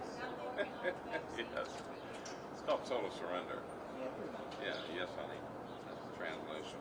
So, Yes. Oh, God. And I'm not even, what do you think? How do I look? You look great. Yeah, really. Yeah, really. What do you think about my toenails? Yeah, they look great. I mean, I always start with the toes and work up myself, all right? So I tell people I'm so old, I remember when harass was 2 words. But I can't say that too loudly, all right? I've done comedy from shit like 3 and 5 minute pieces. But I think, like I said, if I repeat myself, don't just let me go. I tell people my wife's done every one of this sort of everything and married me. She tells me that she took one for the team. I don't get that shit at all. I don't understand that. Well, like I said, she's a competitive rower. And she's 73. She's coaching now. I row for coffee. I got into it because obviously I need to exercise my jaw. She would come out with, I don't know what you're talking about, and I had quiet at dinner. I better learn the sport. So I learned how to do it. And now we have conversations. Don't need this. This is a no-no at the dinner table. But it's amazing when you go out to restaurants, you see colors. Wow. You got any kids? I got grandkids. Yeah, I got a Right on, 30-year-old dude. and a 27. Right on. 10-year-old is 6. That's the regret I have in my life. I never had a kid. My wife had her, and we I call them grandkids, but I'm not blood. It's that bullshit. I'm not blood, so I'm just Steve. That's all I have with these kids. And they, right?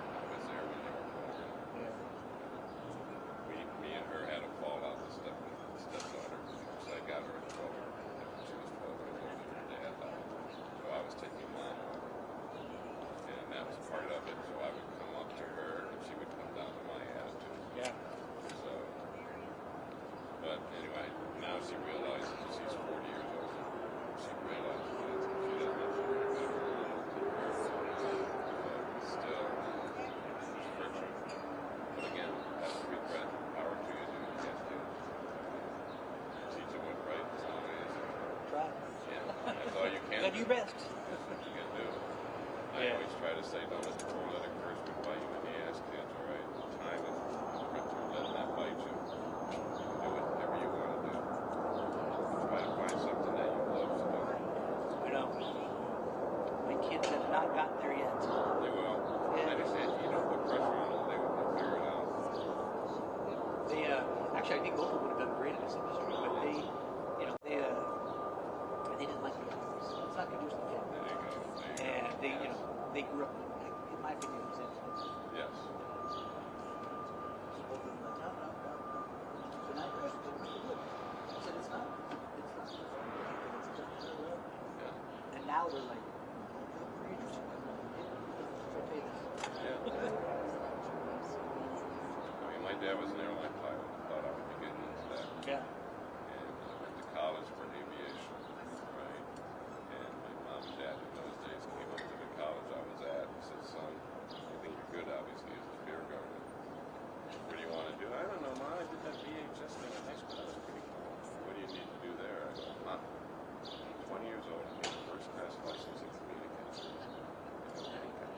Back to school. My mom, very resourceful. She found it very resourceful. Got my third pass, my second, my first. After Mom, I got my first class license. What do I do now? I make up the rules. I got no experience. They don't know that. What? You just beef it up, send them out.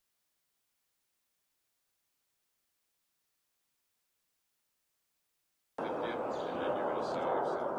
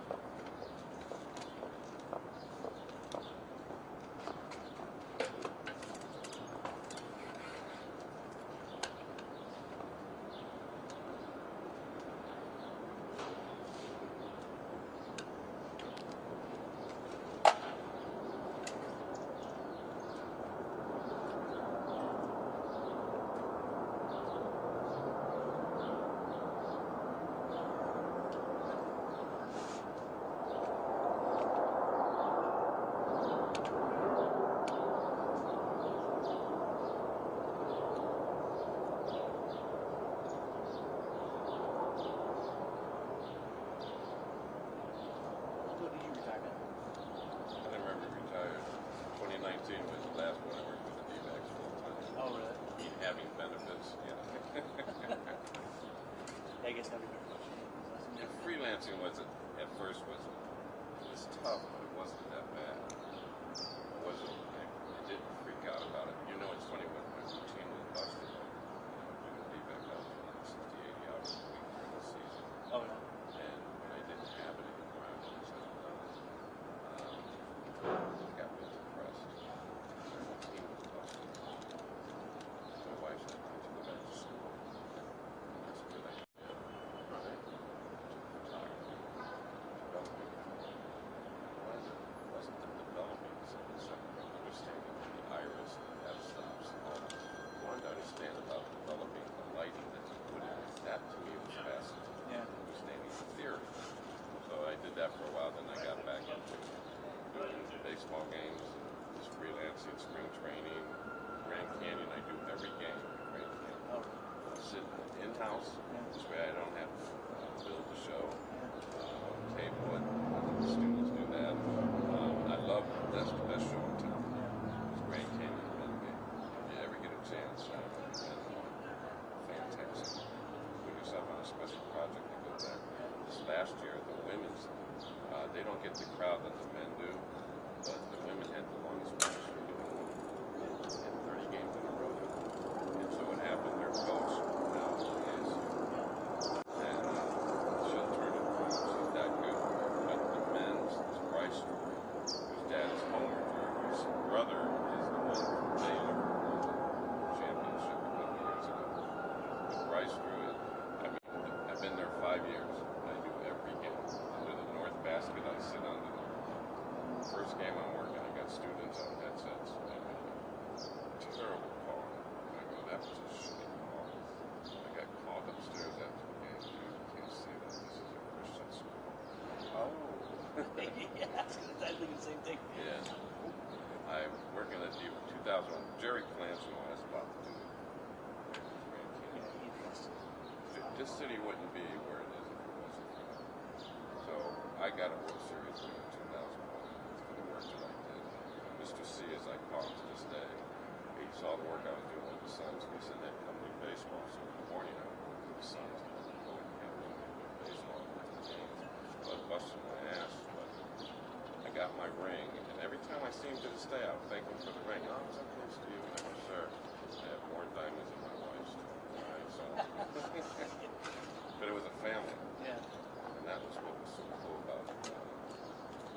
It was fun, baseball. I loved watching baseball. I loved working baseball.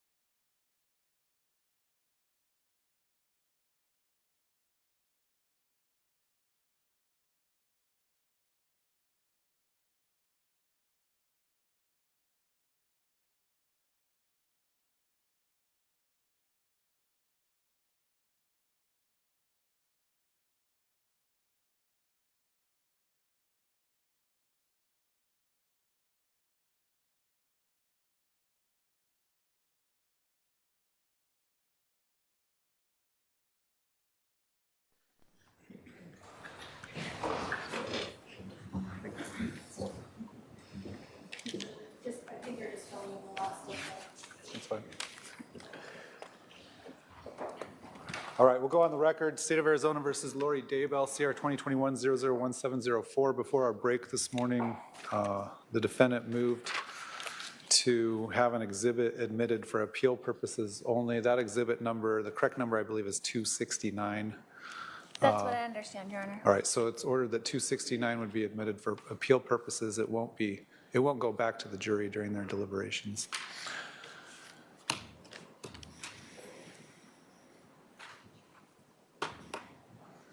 Go ahead and get the jury lined up, I guess.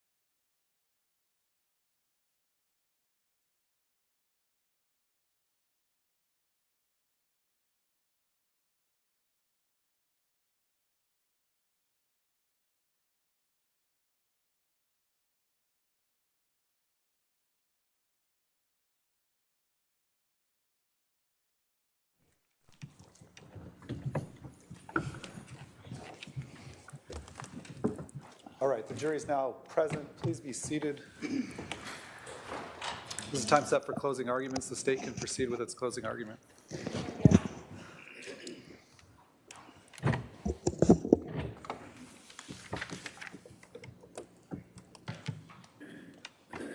July 18th of 2019, just 7 days after this defendant and her co-conspirator Alex Cox shot and killed Charles. This defendant texted her soon-to-be next husband, Chad Daybell, about Charles's life insurance policy. Her words tell us that she was involved in this killing. Her actions and her words of texting Chad Daybell tell us the motives behind this murder: Chad and money. The morning of that 18th of July, Lori Vallow texted Chad and said, quote, "I just got the letter from the insurance company saying that I am not the beneficiary. It's a spear through my heart. Who do you think he changed it to?" Later that day, after she spoke with the life insurance company, he sent Chad another text. Quote, "So I talked to the insurance company. He changed it in March. Probably it was Ned before we got rid of him." Lori Vallow's words 7 days after Charles was shot and killed tells us that we was her and Alex killing Charles. Why? For that money. But Lori Vallow's plan to kill Charles wasn't just known by her lover, Chad Daybell, and her accomplice and co-conspirator, Alex Cox. It was also known by her brother, Adam.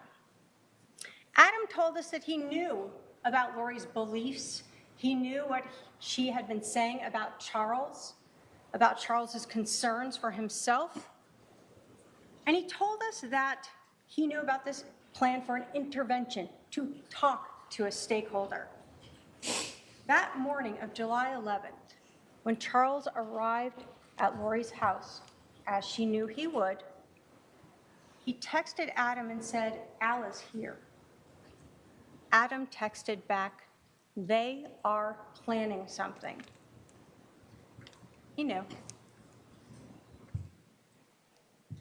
And 3 days later on Saturday, when Adam finally learned, when his friend Googled Charles, that he had been shot and killed by Alex, Adam told us he went back and talked to his mother and he confronted her about this. And he told his mother, Lori and Alex conspired to kill Charles. He knew, and he was right. Lori's ex-friend, Christina Atwood, she told you about that very uncomfortable dinner on June 9th, a month before the murder, where Alex Cox was talking about just wanting to kill Charles. He said this multiple times, and this defendant didn't care. In fact, she talked about how she had been drugging Charles. Christina told you she was so disturbed by this, she actually went and saw Lori the next day, June 10th, and told her, if something happens to Charles, I'm going to have to go to the police. Christina knew.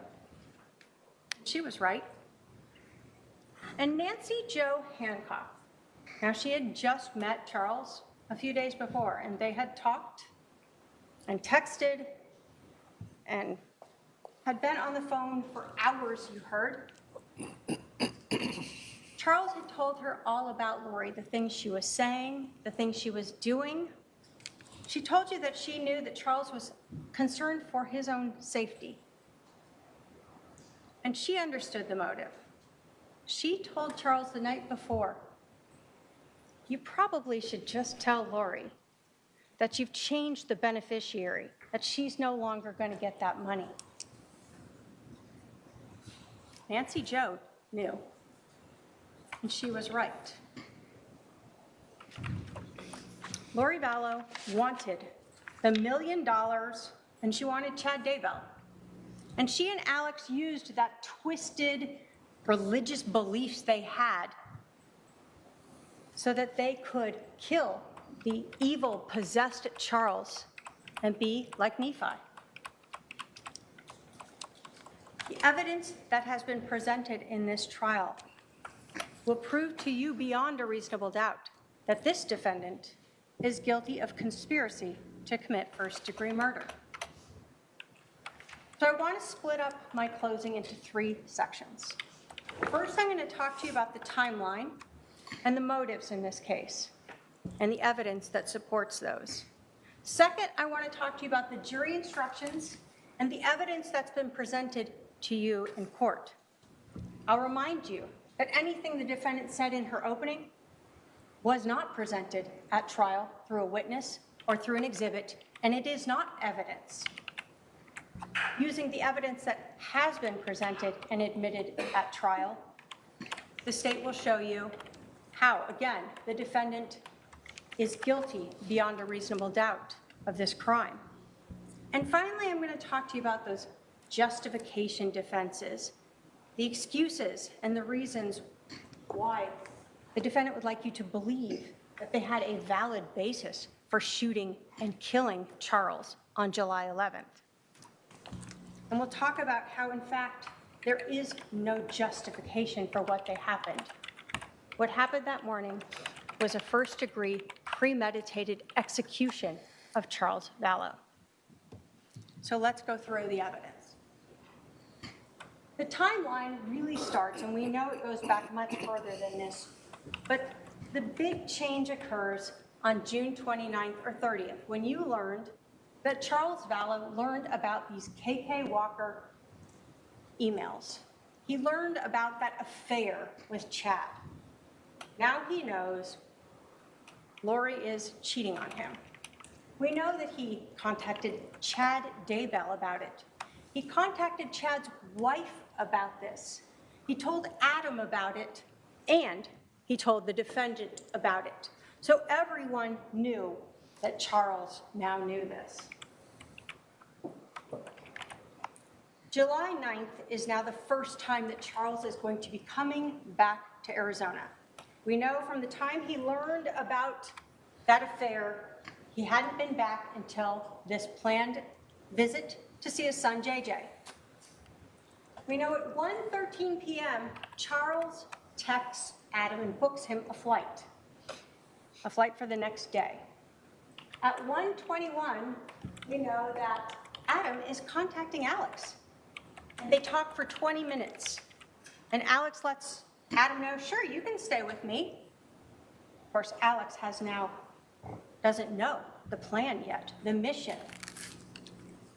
Lori then starts talking to Chad Daybell.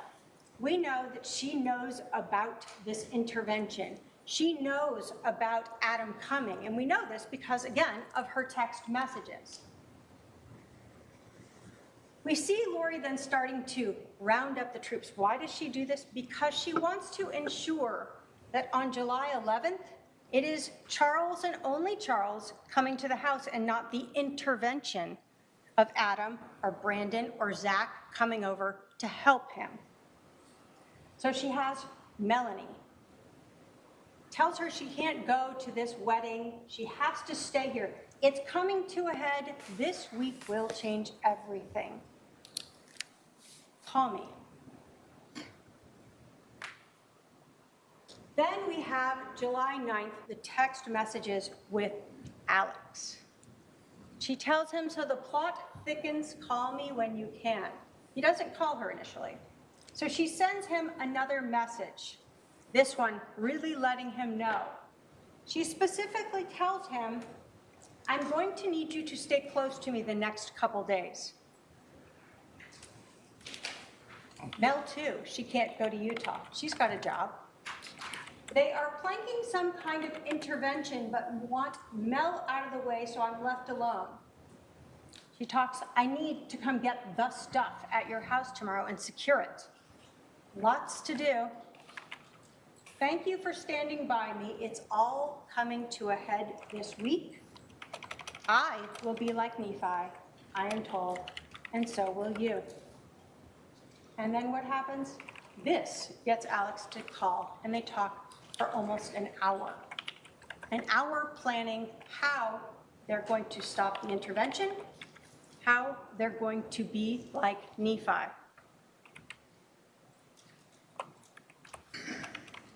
As we get to the 10th of July, and we continue through this timeline, we see Lori again talking religiously with Chad. 149 minutes that morning. She's also texting Melanie Boudreau, Melanie B, telling her that it's important for the mission, for Melanie to help her by keeping Brandon distracted. And we saw those messages where Melanie says she'll pretend to be sick. We know that on the 10th, Adam arrives in Phoenix. And now we have Summer helping the defendant, letting her know what is going on with Adam and Zach. Everyone is covered to ensure that Charles will be alone on the 11th. We have the continuing talks with Chad, her soon-to-be husband. As we get into the 10th in the afternoon, we know that per their agreement, Adam calls his brother Alex. Hey, I'm here. Brother doesn't answer. He sends him a text, I'm here. No response. Why? Because the night before, his sister Lori told him, we have a mission. We must be like Nephi. Charles is coming into town. You must stay at my house the night of the 10th so you can be here the morning of the 11th. We also know that Summer gave Lori an out. Hey, you can stay at my house. No one will know where you are. We're going to be out of town. You can hang out here. Lori doesn't take her up on that. She has a mission to do. As the night grows on the 10th, Adam continues to try to reach his brother Alex. Again, no response. And by 45 or so minutes after that last text by Adam, we know Alex is already at Lori's house. He's there with his gun and a garbage bag of some underwear. Why? That gun is important. a loaded weapon, 2 extra magazines of ammunition with him. He is ready for his mission. And again, Summer is updating her, telling Lori that Zach and Adam are still at her house. They're going to go stay at Mimi's. And she even tells him that Adam is still waiting for Alex to get back to him. Still, he doesn't understand. Why isn't my brother responding to me? I was supposed to stay there. And again, what does Adam bring over? A gun and a garbage bag of clothes. That's all he needs to be part of the mission. When we get to July 11th, we still have Lori talking with Chad.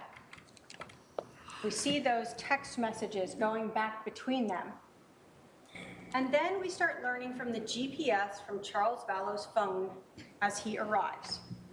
7:35 a.m., he arrives at 5531 South Four Peaks. That's where we have at 7:36, Adam texting Charles. They are planning something. There is no reason why Alex should be there. And that explains why Alex wasn't responding to me and didn't let me stay there. We see that last outgoing text message by Charles Vallow at 7:37. And in fact, what we see is at 7:37 and 12 seconds, Charles sends out his last outgoing message. And at 7:37 and 29 seconds, there's an incoming message from Adam. It's not read until 12:13 p.m. What becomes important here is, in this timeline, how long is Charles at the residence here? You hear in her interview how she says it's so fast. Charles comes inside. He's angry. He's jerky. And she tells him, take JJ. Go get him Burger King. They get JJ out to the car, and then she holds onto the phone. And this argument erupts, and it's just so fast. But what we know is it's actually 12 minutes long. This is not a fast incident. In this 12 minutes, Lori Vallow and her brother Alex Cox are doing their mission, and they are being like Nephi. We know at 7:49, it's over. Lori has left in Charles Vallow's car with his phone and JJ and Tylee. We know that there are 2 phone calls between Alex and this defendant after she leaves. As Charles is laying, dying or dead on the floor, 7:52, 8:06, they talk. 47 minutes passes before Alex calls 911. 47 minutes to stage the scene. The police are advised when they arrive that the shooting just occurred and that CPR was given. Why is that important? Because you heard even during the interviews the police were trying to figure out this timeline. Didn't make sense. At 8:48, almost an hour later, Lori Vallow returns. And then we see that around 9:40, she is being interviewed at the Family Advocacy Center.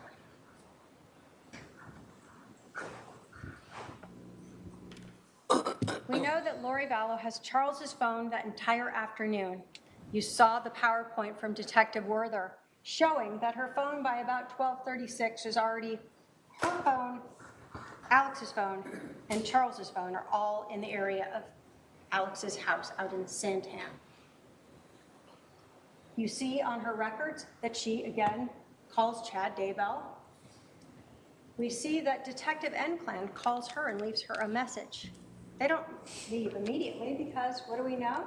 We know at 2:13, Alex is taking photos of flight reservations from Charles's phone. Not screenshots, but photos of the phone. At 2:18, Lori Vallow, who has not told Charles's kids, his family, about his murder, is calling the mortuary. A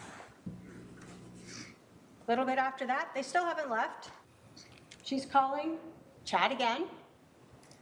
And then by 3:11, we know that Charles's phone, through the GPS data, is back at 5531 South Four Peaks. And when asked about it, the defendant entirely handed over and provide the PIN. They have no problem on how to get into it. They've already looked through it. They don't need it anymore. That evening, Lori and Chad are talking all night. You can look through the exhibits and see the multiple calls of them discussing. These aren't calls to Charles's family. They're not calls to his kids. They're talking with her lover, her soon-to-be husband, Chad Daybell. So let's talk about the motives of this case. Money. We see that from the text messages and the anger that you see through them when she learns that that's been changed and she's not going to get it. Chad Daybell. We didn't go through those text messages, but you can look at them. They are already very romantically involved by the time that Charles is murdered. And it's clear that Chad knows exactly what's going on because he's asking her about the car, about the insurance. All of those things Chad knows. And then there's that religious belief system. The zombies, the Z's, the possessed evil spirits. And her being like Nephi. All a reason and a way to kill someone, just like Nephi, a justified killing. There's that first call when we talk about money motive. To Banner Life Insurance. And what was the cause of his passing?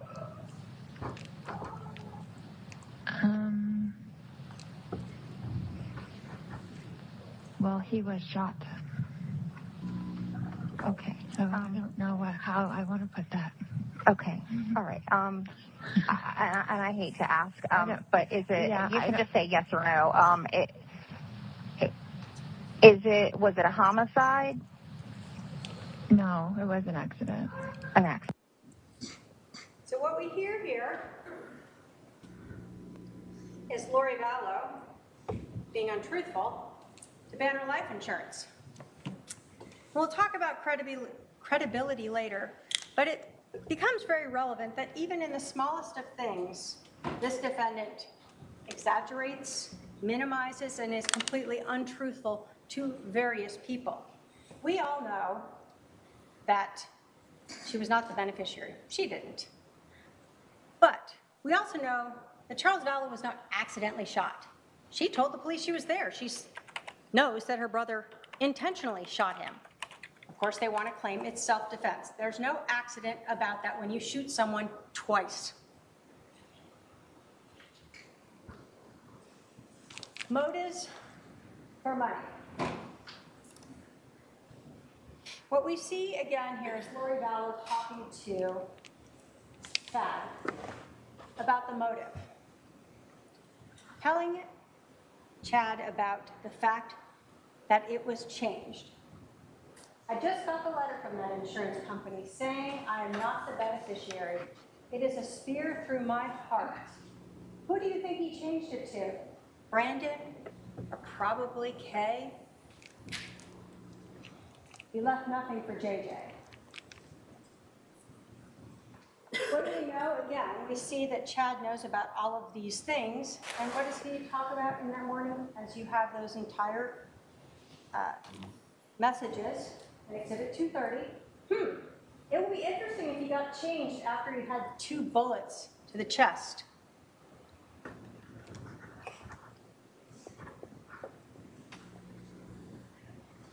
Again, as we talk about the murder, we have later in that day the message that I talked to you about.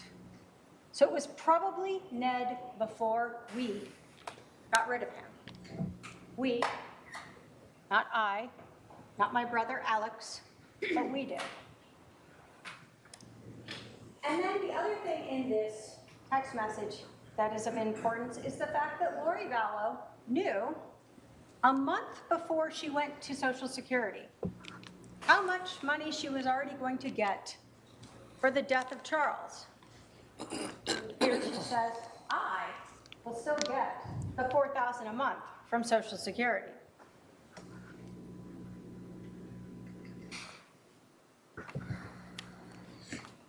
When we talk about that motive and the anger by this defendant over not being the beneficiary, we know that even on July 28th, so 10 days later, she goes into Charles's computer to find the change of beneficiary form. She texts that to Chad to show him, and she sends it to Kay and confronts her about it. Money. That's what she wanted. And Chad. So let's talk about Chad. The affair with Chad Daybell. We know that she knew him as far back as November of 2018 when he came to Arizona and stayed at Lori's house. You were told by Detective Duncan that there were recordings on her Lori for Style iCloud account of Chad Daybell here in Arizona for that Preparing the People conference.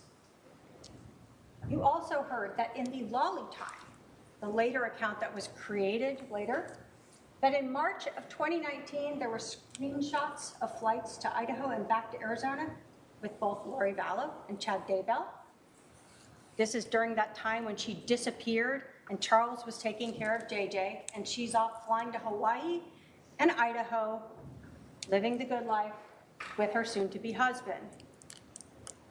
And then, of course, we know that come November 5th, she actually marries Chad Daybell. That KK Walker email address, this was that June 29th big change. What do we know? That on April 21st, she created that account. She used her own phone number in creating it. And then she sent messages to Chad Daybell, Brother Daybell. You have that exhibit. She pretends to be Karen Walker and invites him to Houston, because that's where she is at that time. She offers to use Charles's money to fly him out there, and that he can stay at the house with her and her husband. In June of 2019, we see that Lori again uses that same account, but this time she pretends to be Charles and invites Chad out to Arizona to help him with a book. And again, in Exhibit 289, you have those letters. Charles finds those. And he lets everyone know he did. And he confronts Tammy, lets her know. Confronts Chad, lets him know. And he certainly lets the defendant know that he knows. And now, the jig is up.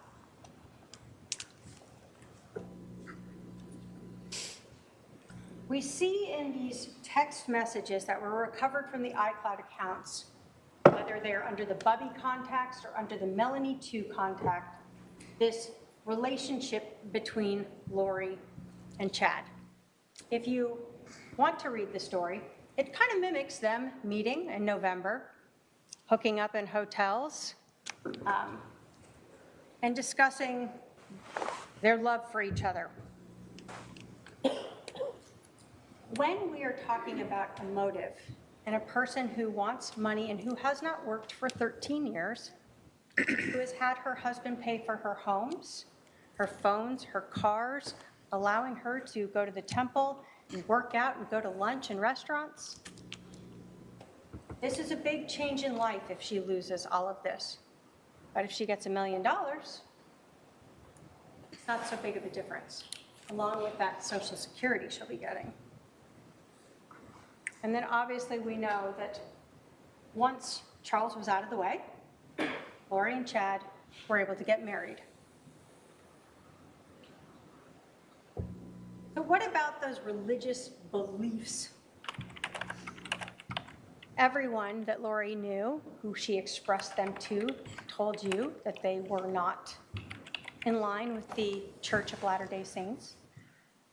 Everyone told you that she said things like she didn't need to repent, she didn't need forgiveness, she could do whatever she wanted now, that she was in a celestial state, translated, that she is spiritually and physically changing, that she's above the priesthood, that she knew who was dark and evil. You saw those text messages, both about Charles and heard from people, as well as about Brandon and Zach and Adam.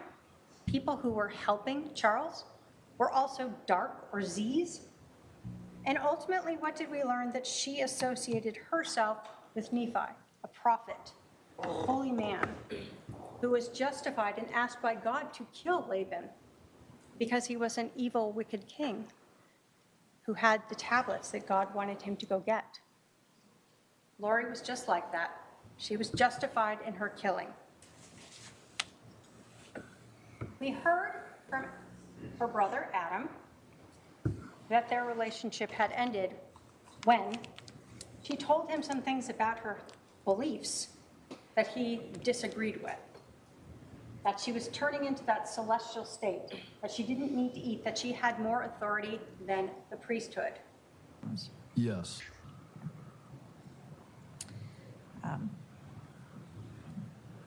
You yourself personally, were you aware of Lori having outside?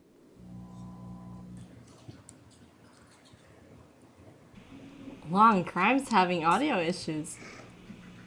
Something's going on. Maybe they're about to play video or audio for them. Lori having any beliefs that were outside of what is accepted by the LDS religion? Yes. Can you tell us what you were aware of that you knew to be outside the LDS religion? Lori told me that she was in the process of translating from a mortal human being to an immortal human being, a celestial state. That's something that the LDS religion supports? I haven't heard of it in that it's happened here on Earth yet. Serena Sharp told us about, again, the not repenting and Lori changing physically and spiritually. Members of the LDS Church? Yes. During this time, did Lori ever tell you things about her beliefs that seemed to go against what you understood or what you were taught through the LDS Church? Yes. Did Lori ever tell you that she did not need to repent? Yes, she did.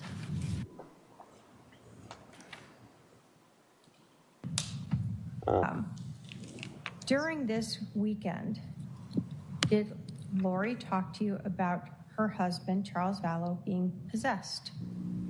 Yes, she did.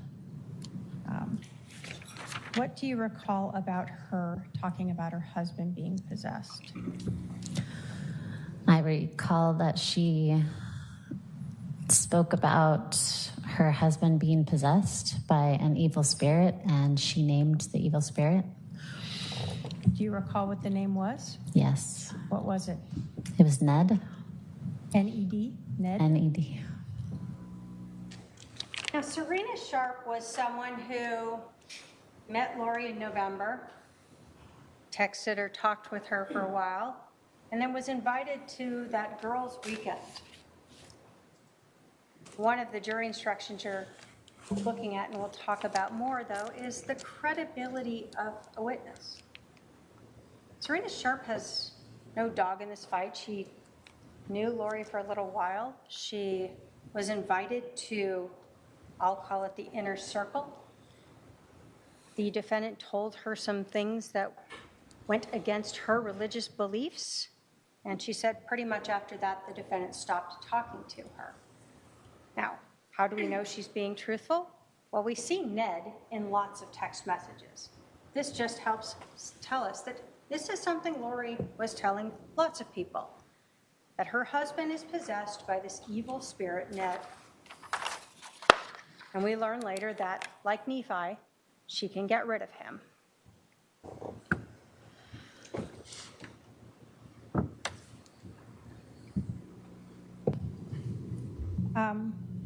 Do you recall Lori Vallow telling you that her husband Charles was no longer Charles, that he was now this possessed person? Yes.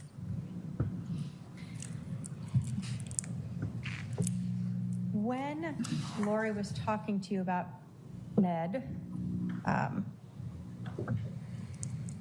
was she explaining that this evil spirit was now in the body of her husband? I don't know if she used those exact terms, but that was the impression I got, yes. So the words she used expressed to you that idea that this evil spirit Ned was now in her husband's body. Yes. The other thing that Serena Sharp told us was Lori using that term zombie. You remember how upset the defendant got by her saying that. But again, why would Serena make up any of this? She has no reason to. What she recalls is that that is a term that this defendant used when speaking of people like her husband who were possessed by these evil spirits. We heard from Christina Atwood as well, the same concept that Lori Vallow repeatedly would say. Did she tell you, as well as the other women who were at this meeting in February, that her husband was possessed? Yes. Okay. So it wasn't just you in a private conversation? Correct. She was open about it?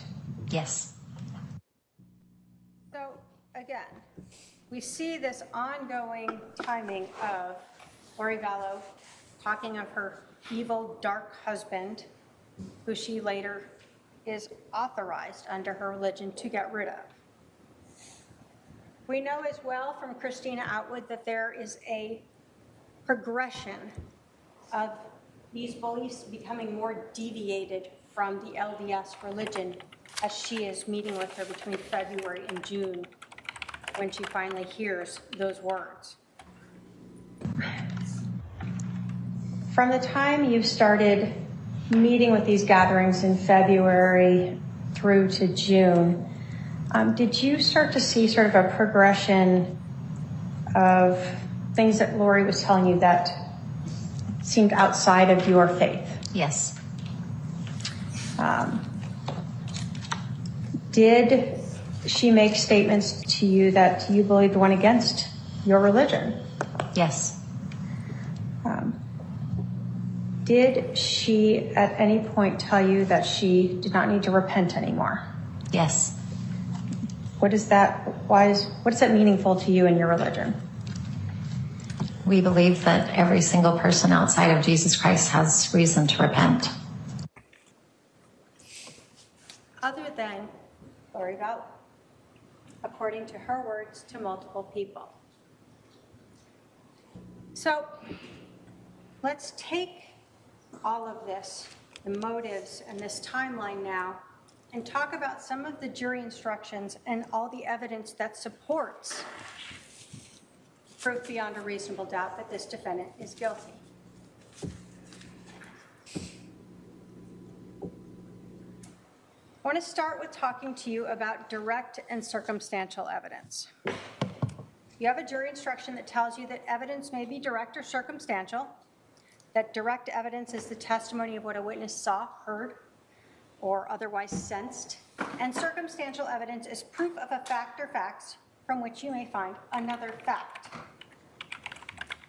You're told the law makes no distinction between direct and circumstantial evidence. And this is relevant. The witnesses have often been questioned. Did you see, hear, or do that? What you are told is you can actually use circumstantial evidence to convict anyone. But let me give you an example of this. Imagine you are sitting on a beach. Just you, it's quiet. Off to your right, there's some rocks and you can't see around that. While you're sitting there, a person walks by, you watch them walk by, and they go around the rocks and you can't see them anymore. And then someone runs up 5 minutes later and they say, hey, did you see someone come by here? You say, well, yeah, I saw them walk that way. That is direct evidence. You saw it. Now imagine you're on that same beach and it's completely empty. You close your eyes for 5 minutes. Just relax. Before you closed your eyes, the beach was completely pristine. And when you open them up, now you see footprints. You can see the toes facing off to your right, the heels, and you see them go all the way around the rocks there. Somebody, again, runs up 5 minutes later and they say, hey, did someone come by here? And you go, well, I mean, I didn't see them, but they must have gone by in the last 5 minutes because you can see their footprints. They went that way. That is circumstantial evidence. You can infer from that that someone went by and where they went.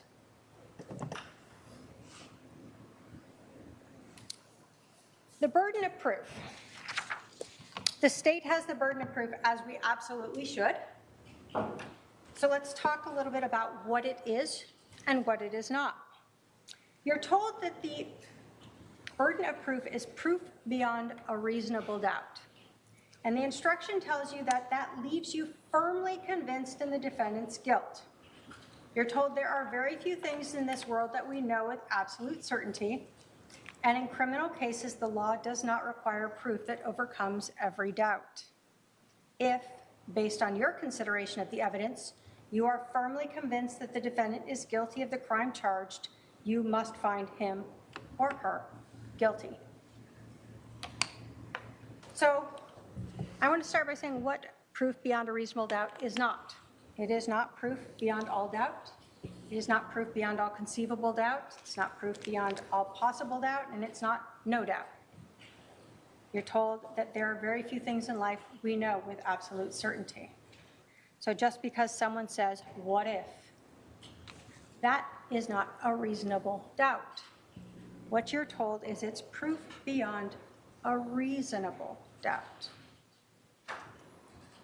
As we go through the evidence and apply it to the crimes, we will show you that there is no reasonable doubt as to this defendant's guilt. So let's start with the crime itself. Conspiracy to commit first-degree murder.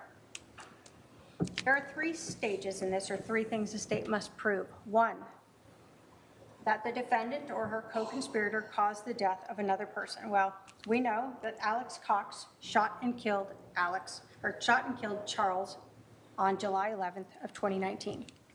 Alex called 911. Alex indicated he was the shooter. He was the only one home. It was his gun. His credit card or debit card was in there with the gun. And we know that Lori told the police that her brother killed Charles. So we know that he caused the death of, so that. 2, that they intended or knew that she or a co-conspirator would cause the death of another person. When we are looking at this case, we are looking at the defendant's words, actions, and motive. The words and actions of having her brother Alex come over on the 10th with a gun so that he would be there when Charles came over to pick up JJ. The actions that day of taking Charles's phone, ensuring that he could not leave, that he could not take his son to school. The defendant told the detectives how angry and screaming Charles was about the phone, but she didn't just give it to him, throw it at him, tell him to get out, whatever you might do. She held onto it and told the police that she walked away with it as he's trying to grab it.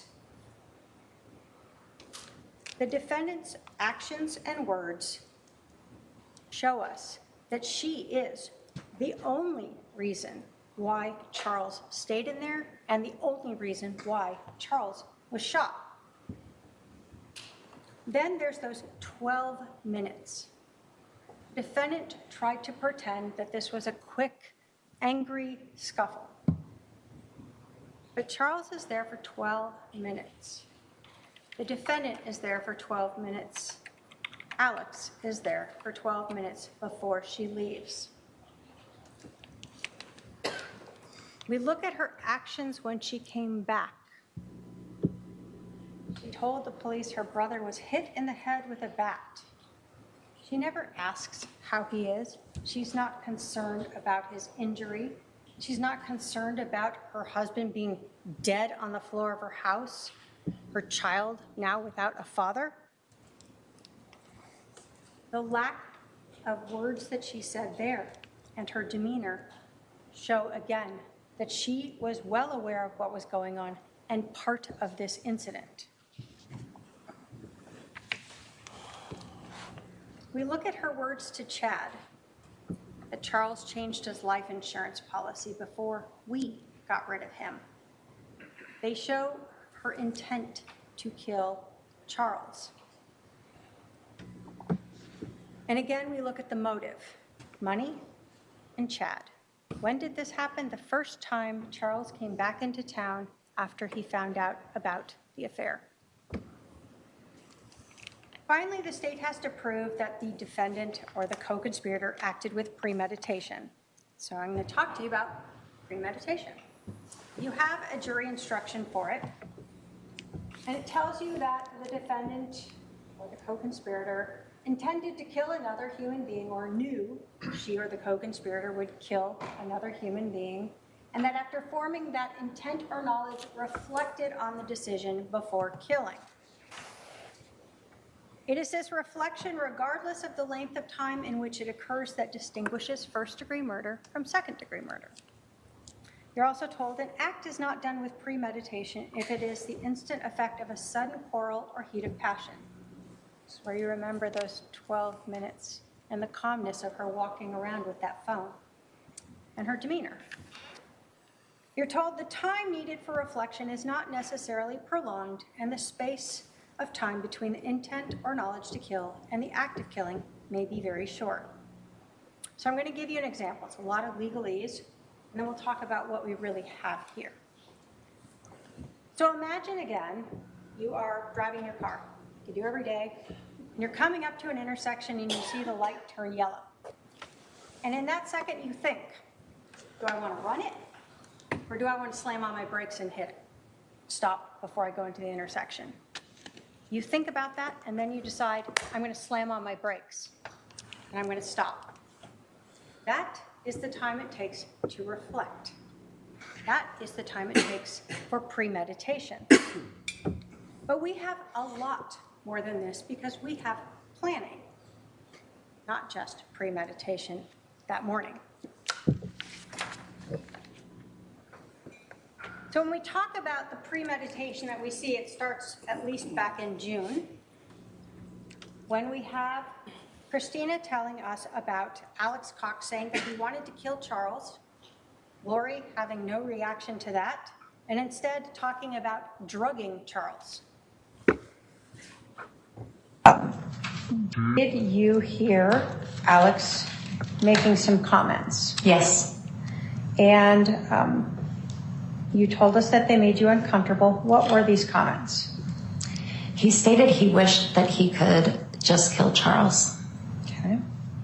Was Lori around when he was saying this? Yes, one of the times. Okay. So he said it more than once? Yes. Can you describe for us part of his demeanor when he's saying this about wanting to just kill Charles? It was jocular, just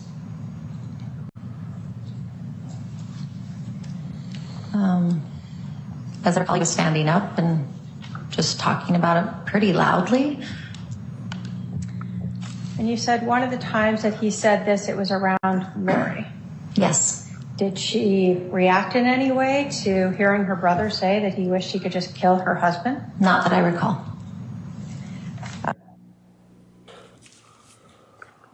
By July 9th, or when we start having this planning that we're talking about, we know that Lori Vallow is living in a house paid for by Charles Vallow. We know from even her statements to Detective Enclan that she doesn't like Charles, is what she says. but Charles won't file for a divorce.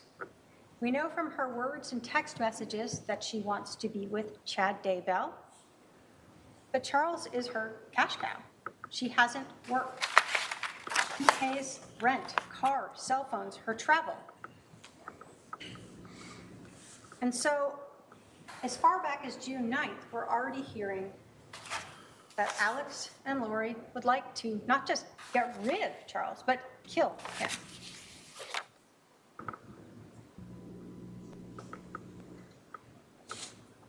But if you think that June 9th wasn't the beginning of this planning, this idea, this concept that Lori and her brother have of getting rid of Charles, this evil, dark, possessed person, that we know on the 9th that there is definitely a plan by this defendant.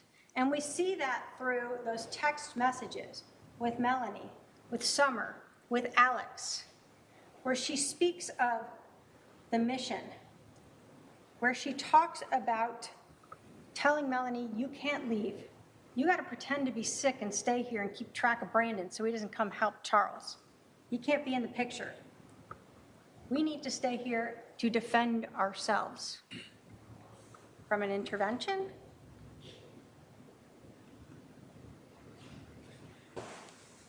The 10th. Again, we have Melanie, who is talking to her and saying that she wants to just go to this wedding. And what does Lori tell her? No, you have to stay here for the mission. The mission of stopping an intervention? No. As we continue through the 9th, we see Lori getting everyone lined up to help her. Alex, where he again is told that he will be like Nephi, just like her. Now Lori tells him it's an intervention. Everyone knows, Adam told you what's an intervention? It's talking to someone. It's common language. But that's not what the defendant wants to happen. She doesn't want Charles to divorce her and lose his money. She doesn't want this intervention to happen where she loses her temple recommend. What she wants is to be like Nephi and get rid of her husband.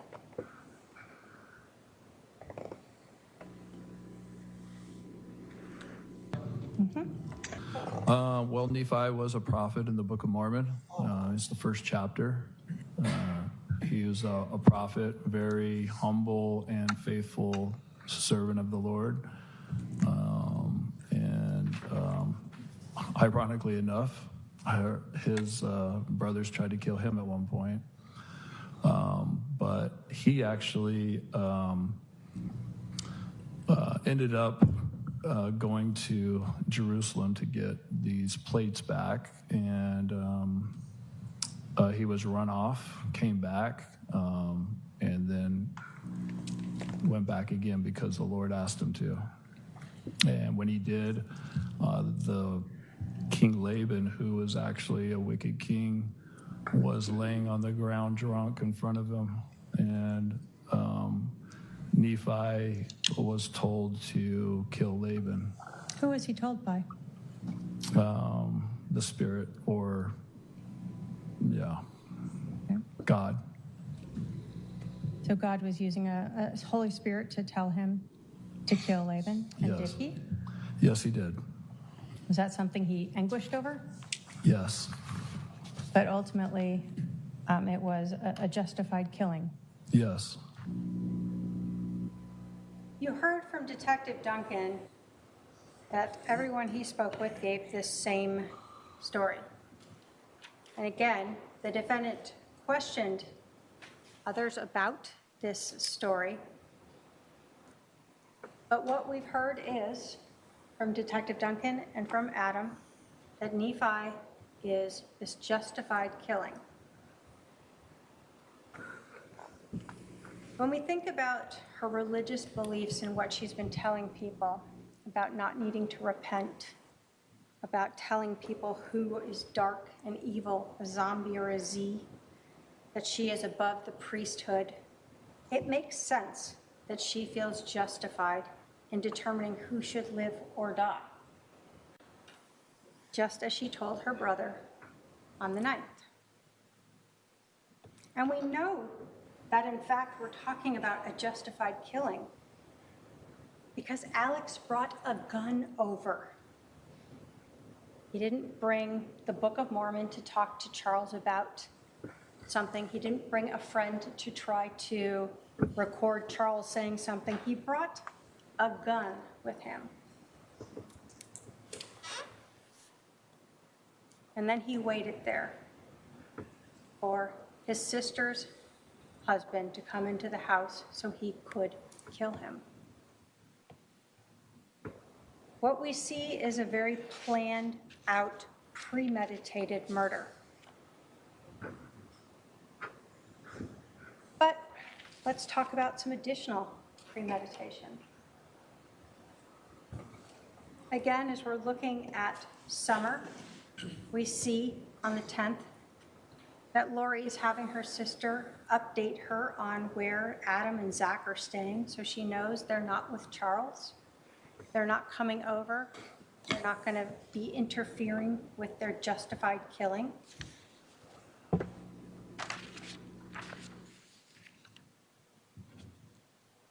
And there's that 12-minute time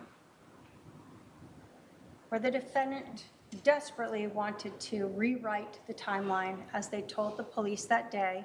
This just happened. It was very quick, but it wasn't. It was 12 minutes. Charles arrives at 7:37 and Lori leaves at 7:49. During this time is when that plan, that premeditated murder occurred. So let's talk about that as well. The evidence at the scene, the physical evidence, supports this premeditated murder. Alex fired 2 shots. One of them went through Charles at center mast, exited out his back, and went into the floorboard. The second one, Charles was on the floor, on his back, bleeding out, still able to move, and we know that because he had blood on his left hand, and he was executed as he lay there on the ground. In that time, when we talk about premeditation and reflection, as Adam had to move his hand down, reposition the gun, and discharge and pull the trigger one more time, that is premeditated first-degree murder, no matter what you believe before that.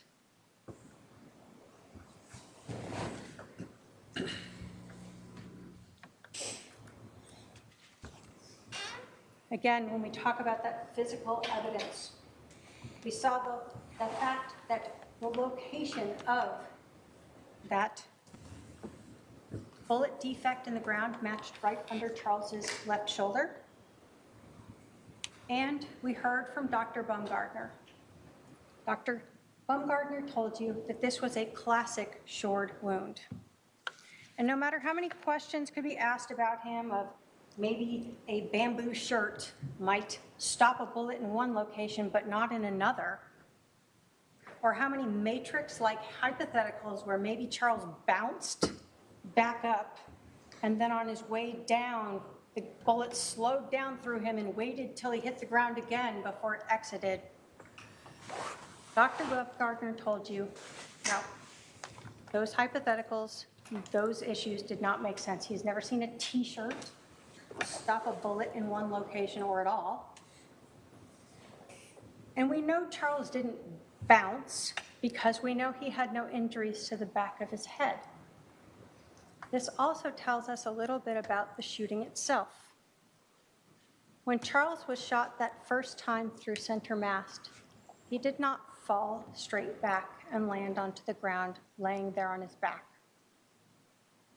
If he had, he would have had bruising, abrasions on the back of his head when he hit the ground. He didn't have anything on the back of his head. Where did he have abrasions? On his knees. when he fell to the ground after being shot. Do we know how long it took him to roll over, to fall onto his back, before he was then shot a second time because he's still alive?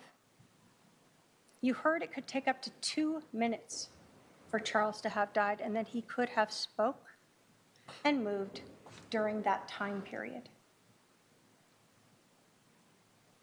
What we do know is that he eventually ended up on his back. And while he was on his back is when he was shot the second time by Alex. This defendant and her brother in that house waiting and making sure that Charles was dead. Murdered, executed. Words, actions, motive, and physical evidence all tell you what happened that morning. So let's talk about conspiracy. And I know there are a lot of layers here, and I'm just building them up for you. You're told in your jury instructions that conspiracy requires proof. 1, the defendant agreed with one or more persons that one of them or another would engage in certain conduct. So again, we look to Lori Vallow's words. What she had been talking about for months, Charles being possessed, being dark, wanting to kill him, the discussion on June 9th, poisoning him or drugging him previously. And then when we got to July 9th, it is all coming to a head. We will be like Nephi. Her actions, having Charles come to the house, instead of him staying there, she had him stay away. Why? Because if Charles stayed at the house, couldn't have Alex come over with a gun and be ready to shoot him, right? You got to have him come in. Her actions of inviting her brother over with a gun the night before so he would be there. She knew when he would show up. He texted her, "I'll be there at 7:30. Pick up JJ." But most importantly, why did Charles stay in the house? Lori told the detective that Charles initially was like, "Oh, I'll just stay here for 20 minutes and then I'll take JJ to school." Well, she wasn't going to kill him in front of JJ. No, take JJ to Burger King. Get him out of the house. Go put him in the car. And he does that. But then she takes his phone. And she won't give it back. What she told the detective was, before this alleged Tylee bat, whatever thing you want to talk about there, that she had Charles's phone and was asking him about texting Adam. Of course, that's interesting because how would she have known that? But we know she had the phone actually for a while before she did that interview. She tells the detective numerous times that Charles is telling her to give him back his phone, and she will not. That she's walking around as he's trying to get the phone. She won't give it to him. Why? Because she needs Alex to come out. He brought that gun over for a reason.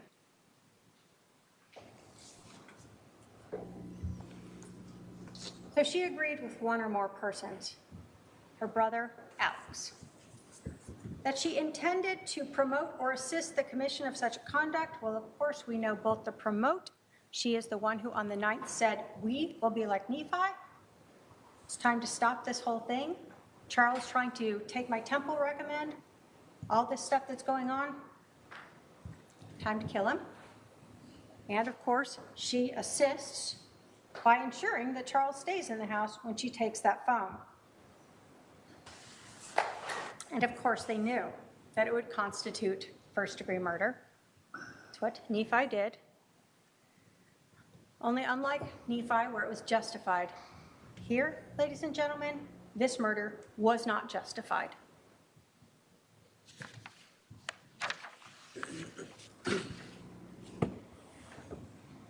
finally, think about the demeanor when you're thinking about, again, words, actions, motive, and demeanor. When Lori comes back to the house, she is very, what did we hear that word many times? Nonchalant, calm, no questions about her brother, no questions about her husband, no questions about the house, just laughing about her neighbors. She is in absolute agreement with what has happened. She knows what's happened and she's calm and good with it because she doesn't need to repent. She is able to determine who should live and die, and she has done that.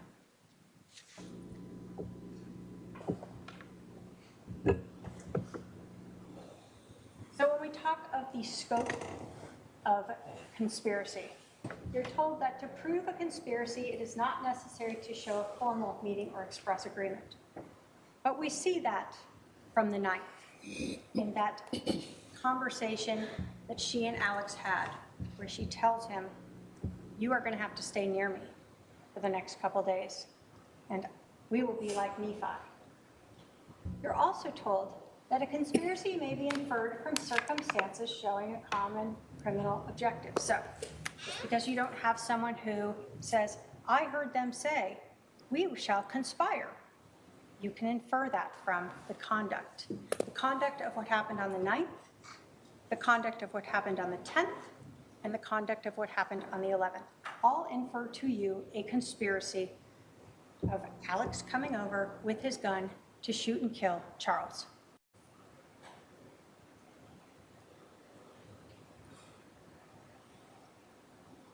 As we again look at this in this conspiracy, again, we're looking at the same words and actions. March, Charles is no longer there. There's just an evil spirit in his body. June, Charles is still possessed, and now Alex is saying he wants to kill him. Lori is fine with this, and she says she's drugging him, or had been drugging him. And then 2 weeks before, all of a sudden Charles knows Lori's been having this affair. Lori's words, actions, motive, and the physical evidence.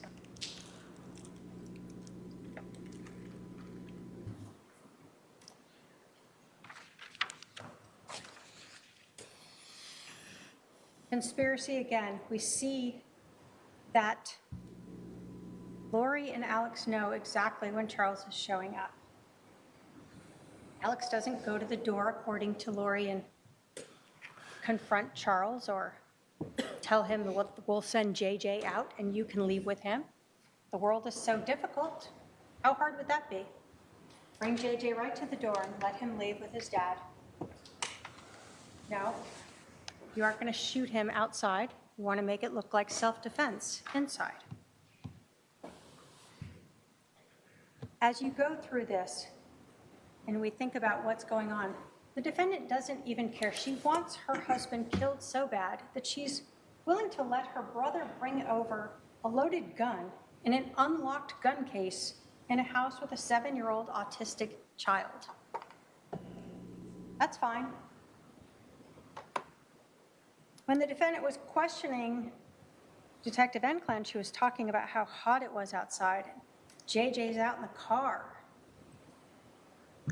But she has no problem with an unlocked gun in the house with the kid, and she's worried about her child out in the car? She's not. We know that because she's the reason Charles doesn't go back out into the car and leave. She keeps him there in the house.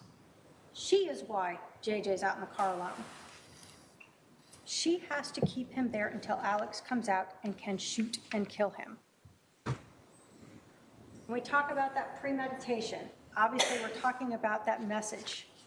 We know from the 9th on, they are premeditated, they are conspiring, and it's all heading to July 11th.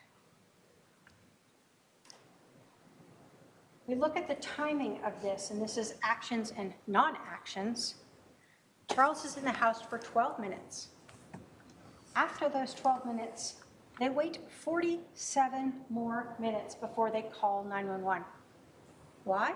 to stage the scene. No CPR is performed. They wait for Charles to be dead, and then they talk during this time period. They talk.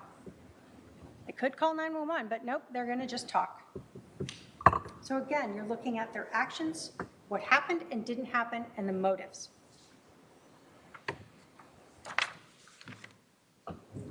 There's the gun that was used to kill Charles. We're going to go through a couple of these exhibits, some of what Lori said, and it's exhibits 192 and 197, where she again says that Charles came over and said he was just going to hang out at the house for like 20 minutes, take JJ to school. She, of course, tells him to go. And when JJ is out in the car, she has Charles's phone, and she won't give it back. And no matter how much she says that Charles is screaming at her to give the phone back, she won't. And all of this conversation about Charles demanding the phone back is prior to her statement to Detective Enclin that Tylee comes out with this bat. This is all her doing. This is her as an accomplice assisting and promoting this murder. Lori is setting up Charles so Alex can shoot him.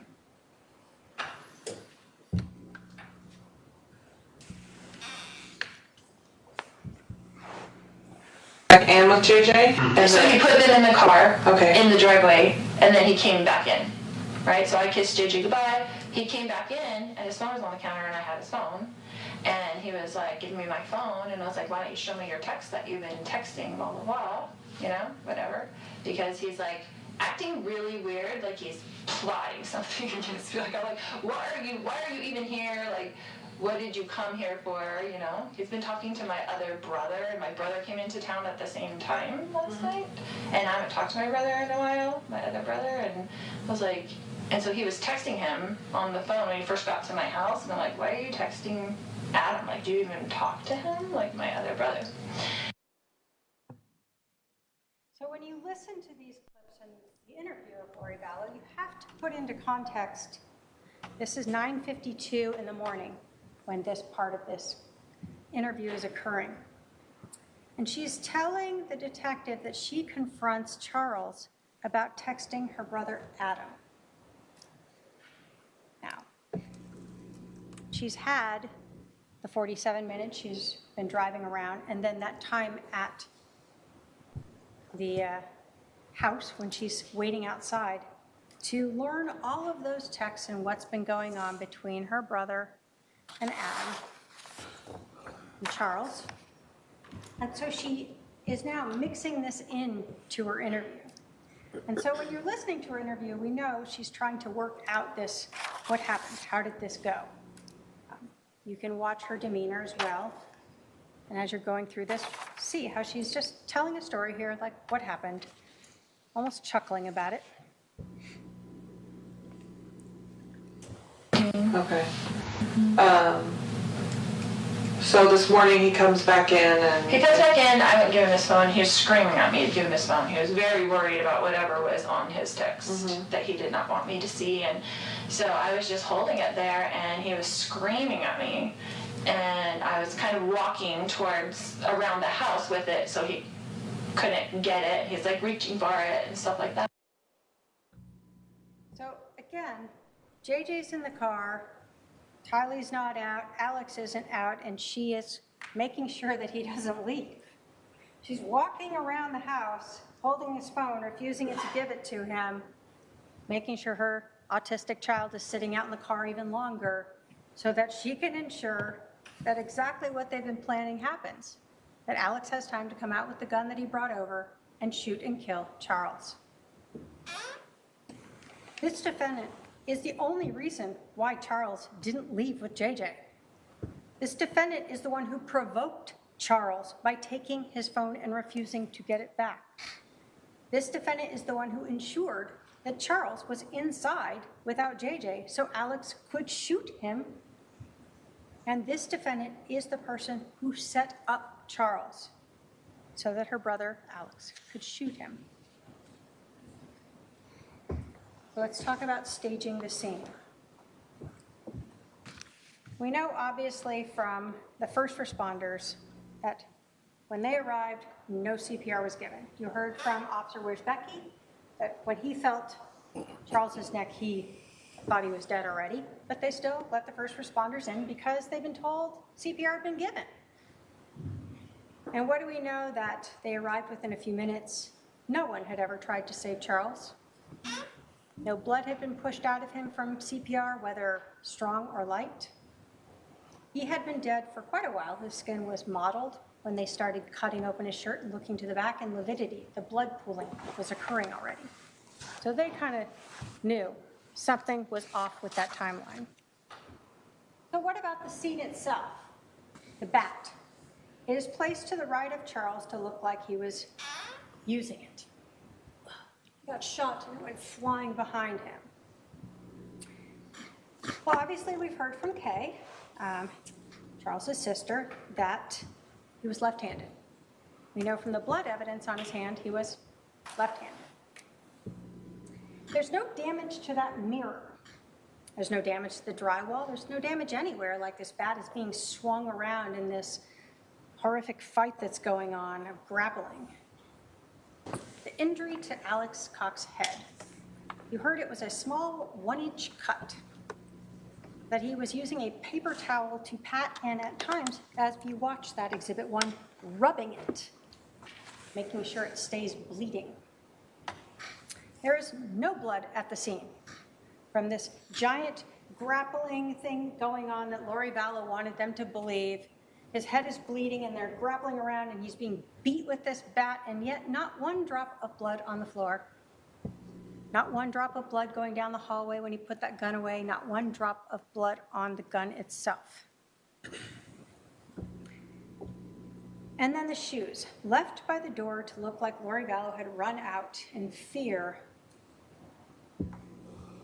after this horrific incident that they planned.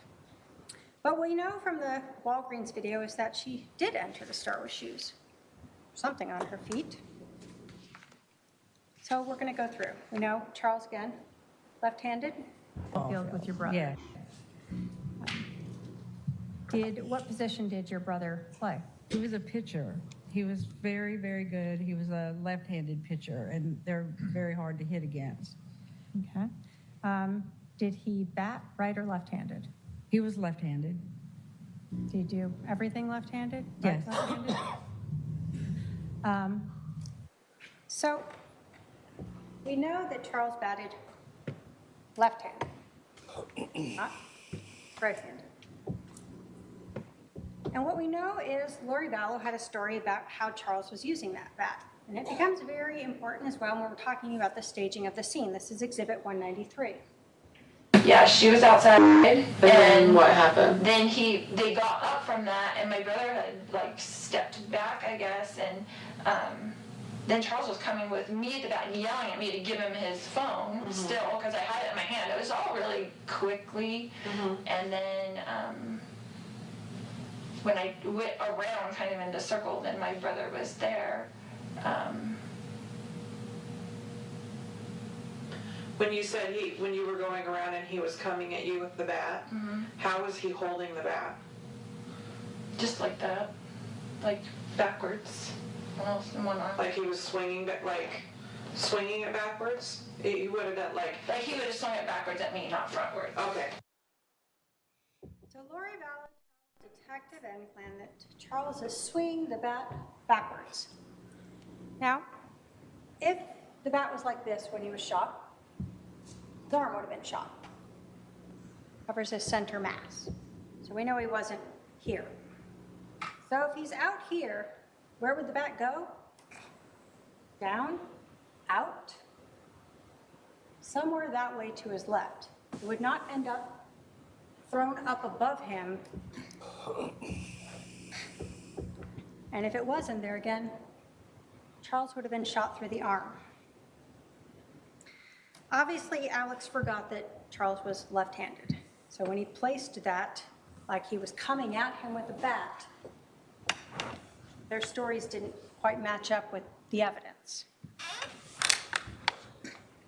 So if we rely on Lori's story of how Charles was holding the bat, then there's zero way that that bat would end up where it ended up.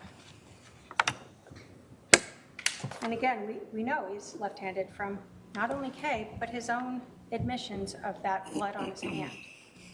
So we see the scene is staged, this bat that is so necessary to try to ensure this justified killing is legally justified and not just spiritually justified. When we talk about the scene as well, and you're looking at where Charles was, at least when that second shot went through him, you can see in the photograph to the right, the shot to Charles's chest, right between his nipples, and the shot to Charles's abdomen, down lower. We know that that first shot through his chest, that Charles would have been facing a little more towards the open area there where we see the hallway and the kitchen. We know that because there was the bullet trajectory Detective Coons told you about that entered that far east wall. We know there was stippling, and so the defendant would have been, well, her brother would have been within 2 to 4 feet of the muzzle of that gun, within Charles 2 to 4 feet. We know from the lack of that injury to the back of his head that he didn't fall straight back. We know from the blood on his hand that he was still alive after he was shot. And we know the lack of stippling for that shot to his abdomen and that trajectory, and even the defendant's own statements that she saw her brother at Charles's feet, that he would have stood there at Charles's feet when he fired that second shot as he was laying on the floor. You have the bat, Exhibit 249. You can look at the edge of it. You see the photograph of the edge of it. There is no blood and no damage to this bat. Regardless of how many times the defendant was hoping that blood was invisible, we have all cut ourselves and seen that blood is red. And there was no blood on this bat. There is no blood on this bat. There is no damage to this bat. So you have a semi-professional baseball player who has a bat in his hand, and he sees someone with a gun and he doesn't beat him with it, take his head off with it, knock him unconscious with it. Instead, all we see on this bat is 0 damage and 2 partial prints. No prints of a body or smushed skin on it, someone that's sweating from a fight that's left a large arm print on it or anything else. Nope, just 2 partial little prints on it. When you think about what is there and what isn't there, does the evidence of this bat fit in at all? It doesn't.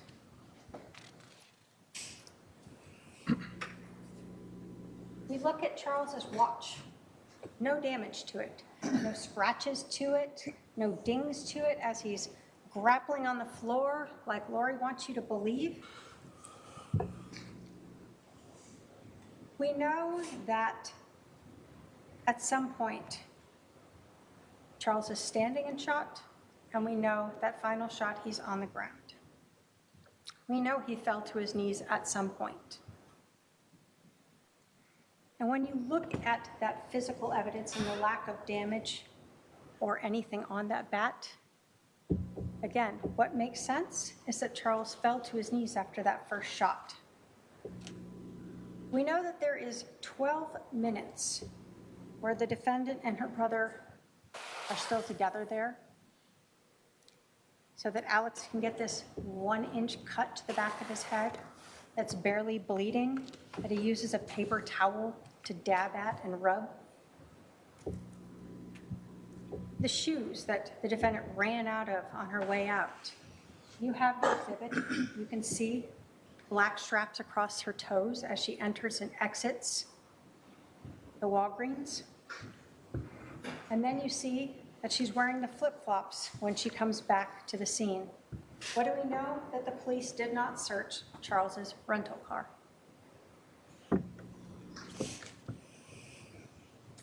Credibility. You are given a credibility instruction and you use it for everyone, including the defendant. You're told that you really evaluate people the same way. You're looking for any inconsistencies in their stories, any reasons why they may have a motive or bias to lie, any prejudice they may have, and then you look at everything in light of reason, common sense, and experience.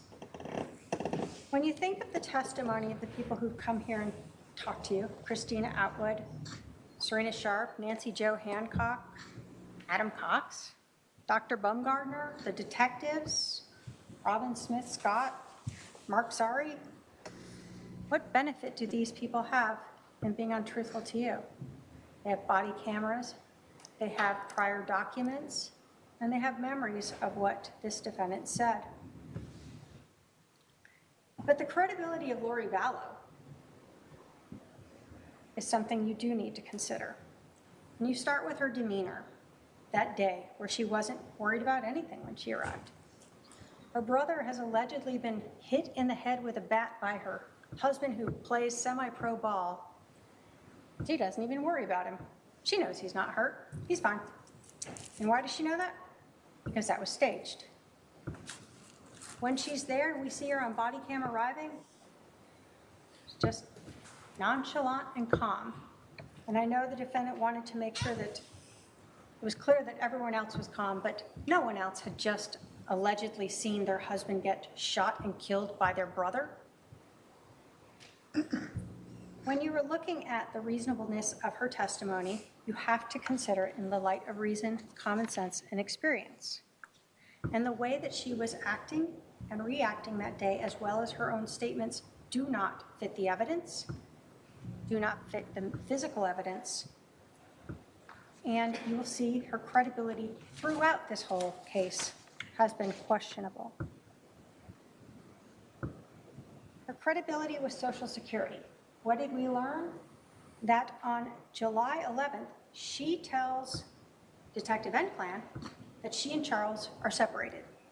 It's Exhibit 187. We are not living together. Charles rented her house. We're separated. But on August 12th, when she needs to make sure she gets some money, she tells Social Security, when they ask, are you living together at the time of death? Yes. You also learned that she was not truthful with Social Security when she got remarried. She did not tell them about that either. So we know she's been untruthful to Social Security twice. Why is that relevant? Because you're judging the credibility of Lori Vallow throughout all of this. Life insurance. We know that she said Charles was accidentally shot. We know that was not true. She wanted to make things seem like she had nothing to do with the murder. But we know that Alex Cox intentionally shot Charles. Whether or not she wants to claim it's self-defense or not, there was nothing accidental about shooting him twice. Then that second call to Banner Life Insurance, where she tells Robin Smith Scott a few different things to garner sympathy, and she asked her if she could do anything about the change in beneficiary. I really can't give too much information, but I can tell you that the beneficiary was changed in March of this year. Okay. Okay, I'm trying to figure out what he was doing since we have 5 kids and we've been married for 15 years. Oh, I'm sorry. So Lori tells this woman, we have 5 kids, which if you want to count them all and admit that 3 of them are adults, then okay. Really, they have 1 kid in common. Tylee, you learned, was actually getting Social Security survivor benefits from her dad's death starting in 2018. Lori's son, Colby, isn't living with them. Charles' son's never lived with them. Why does she say these things? She can't help it. She just wants to just make herself seem better than she is.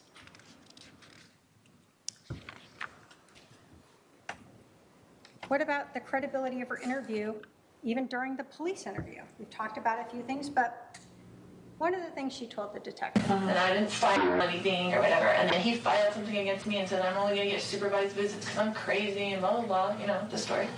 And so I just didn't talk to him for like 30 days and let him take care of him and let him see what I've been doing. So again, she can't even be honest and say 2 months. It's got to be like 30 days. I was kind enough to just leave my husband with my son for 30 days. What we know is that Lori Vallow was gone a total of 78 days, 58 while she's flying to Hawaii, going to Idaho and back with Chad. And who's taking care of JJ? Charles. And Kay is coming here regularly to help take care of JJ, to help run the business. And then eventually on March 28th, that's when Charles finally decides he hasn't been able to find Lori. He doesn't know where she is. He's going to move to Houston to be closer so his sister can help him more easily. And this is when Lori finally shows back up. So again, even the simplest thing of just trying to be honest about how long she's been gone, she has to minimize it and make herself seem better. With your cross. The shoes.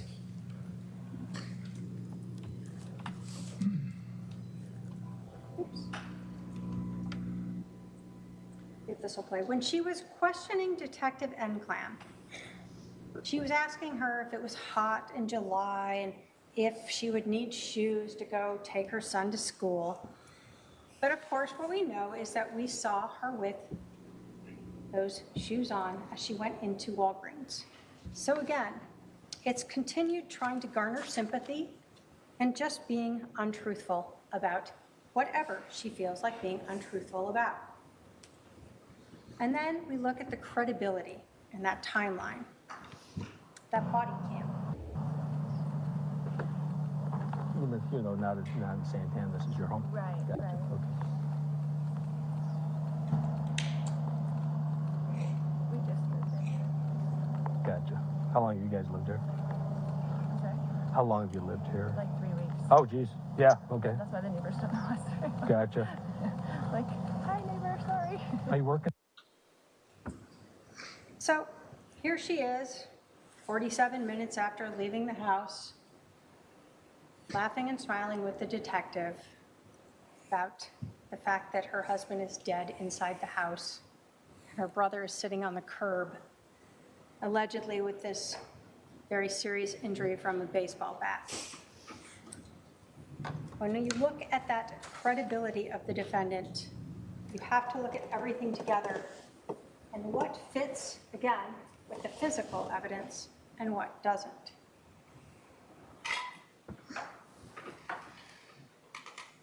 Finally, let's talk about the justification defenses. What we know is that Lori Vallow thought she was like Nephi, that she was justified in killing Charles. That her brother, who was supposed to be like her, was also justified in killing Charles. But Lori Vallow is not justified under Arizona law, nor is Alex. So let's go through the different justification defenses. First thing that you have to consider for every one of these, self-defense, defense of a third person, or crime prevention, is the non-justification for use of deadly physical force. You are told if a person is not justified in using or threatening physical force or deadly physical force against another in response to verbal provocation alone. So Charles yelling and screaming at her to give his phone back does not justify you shooting him. Or a person is not justified in using or threatening deadly physical force if the defendant or co-conspirator provoked the other's use or attempted use of unlawful physical force. So we know here Lori provoked Charles by taking his phone and refusing to give it back. So again, when we look at every one of these defenses, you'll see not only do they not apply, but none of them is the defendant entitled to. This is not self-defense.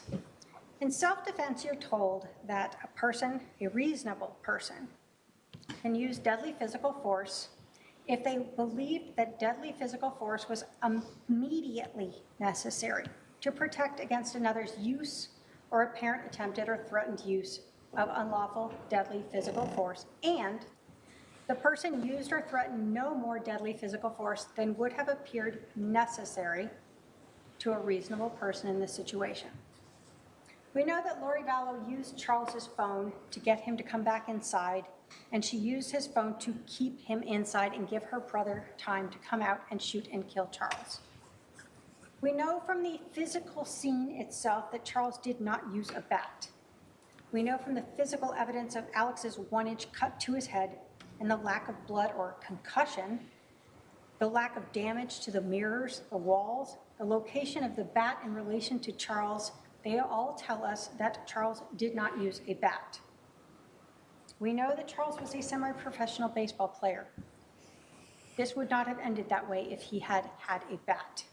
But even if you somehow think that he did have a bat and he was swinging it at Alex, the defendant, whoever, he still was not justified in shooting him when he was on the ground.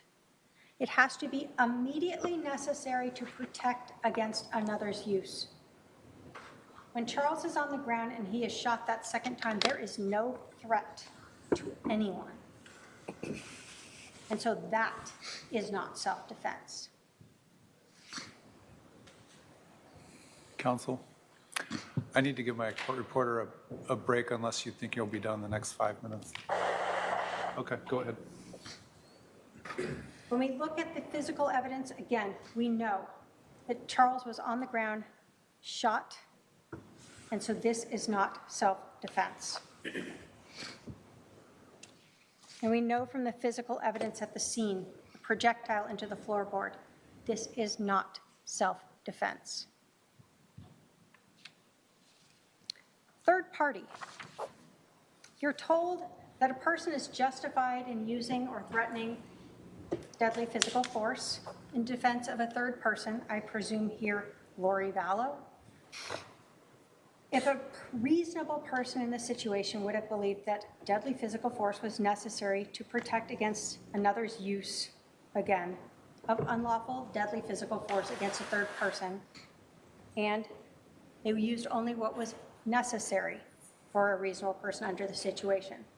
What do we know? Lori Vallow told Detective Enclan that she wasn't even in the room when she heard the shot, that she had gone around into the kitchen. Who's he protecting at that point? What third person that's no longer there is he protecting? You can't protect against a future, what might happen, or what already occurred. It has to be now. And Lori Vallow herself put herself outside the room when her brother shot Charles. So there is no third-party defense. But again, the same thing applies. Even if you thought so, that second shot removes any possibility of being justified. Crime prevention. This is the exact same thing, only in a slightly different stated way. But like self-defense, it allows a person to use deadly physical force against another to the extent a reasonable person would have believed that deadly physical force was immediately necessary to prevent Charles from committing aggravated assault against Lori Vallow. We know she's not in the room. Even if he had that bat and had been coming at her and then she left the room, that crime is over. And again, even if you believe he had the bat, you cannot shoot him while he's on the ground. That is not what crime prevention permits you to execute a person. Finally, there's mere presence. You're told that guilt cannot be established by a defendant's mere presence at the crime scene, mere association with another person at the crime scene, or mere knowledge that a crime is being committed. Lori Vallow wasn't just present at this crime scene.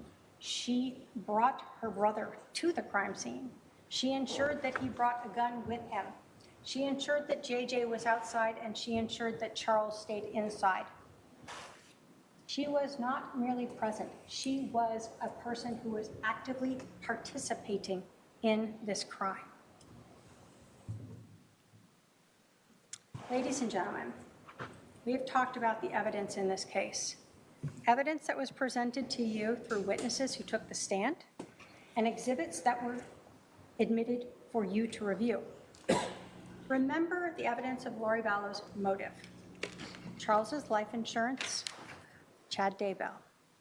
Remember Lori Vallow's own words of wanting to get rid of Charles, of drugging him, her acceptance of her brother's statements that he wanted to kill Charles, how she used Melanie and Summer to plan her mission and ensure that Charles didn't have help from Brandon or Zach or Adam.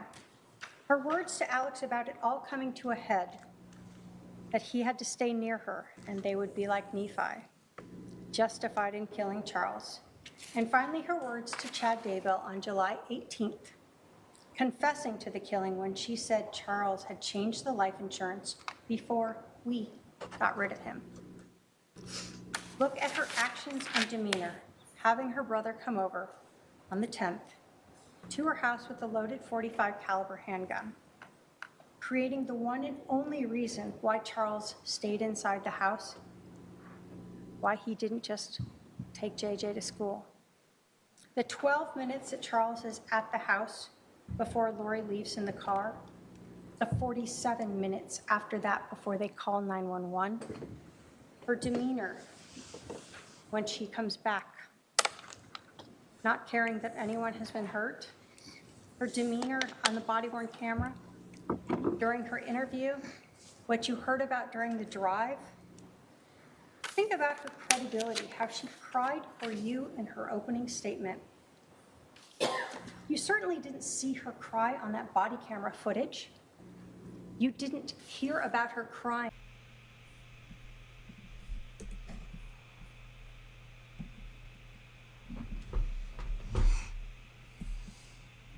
For money and Chad Daybell. The evidence proves to you that Lori Vallow Daybell is guilty of conspiracy to commit first-degree murder, and the state asks you to hold her accountable and find her guilty. Thank you.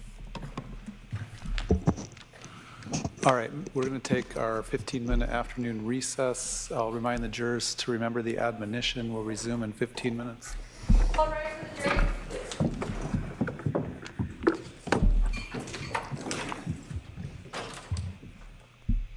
Yeah, I think that freeze maybe was my internet.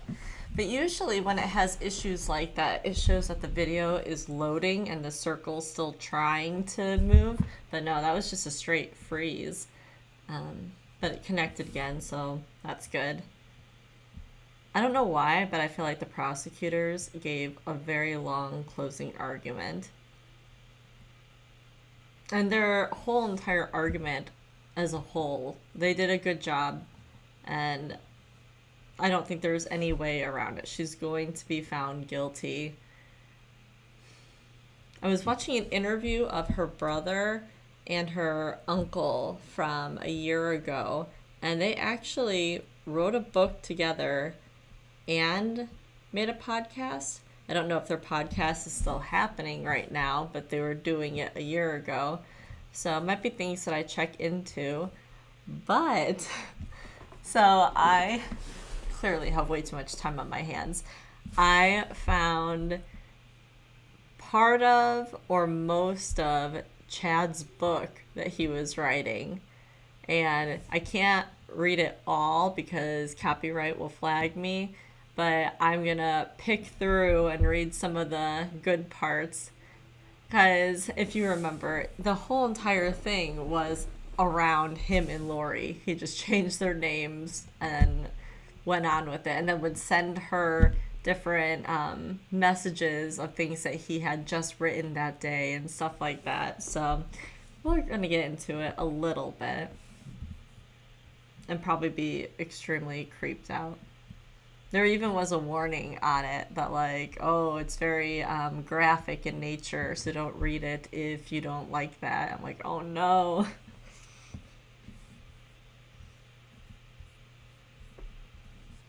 Salty, you got your name back. I thought, what was that on before? The Ken Olive or Olive something. I know that's you whenever I see it, but I think I will forever just call you Salty.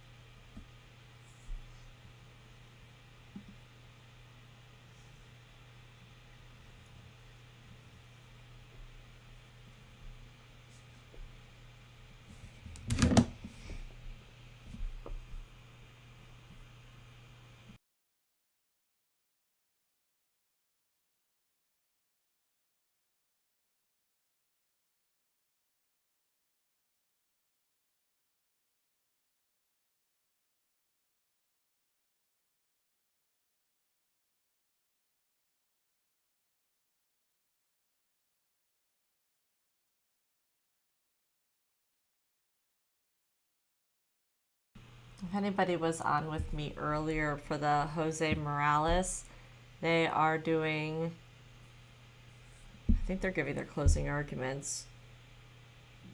They might be done now, but they were giving it. So at some point, either today or first thing in the morning tomorrow, we'll watch the closing arguments.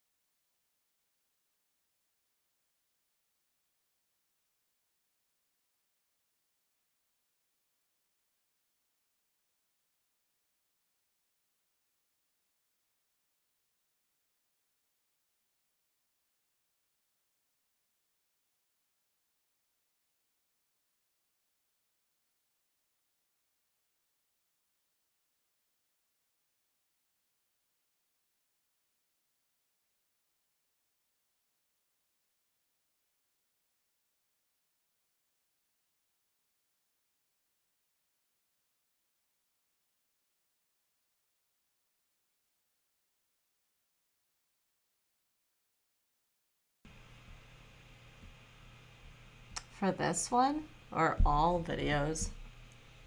And right now there's no sound for this, but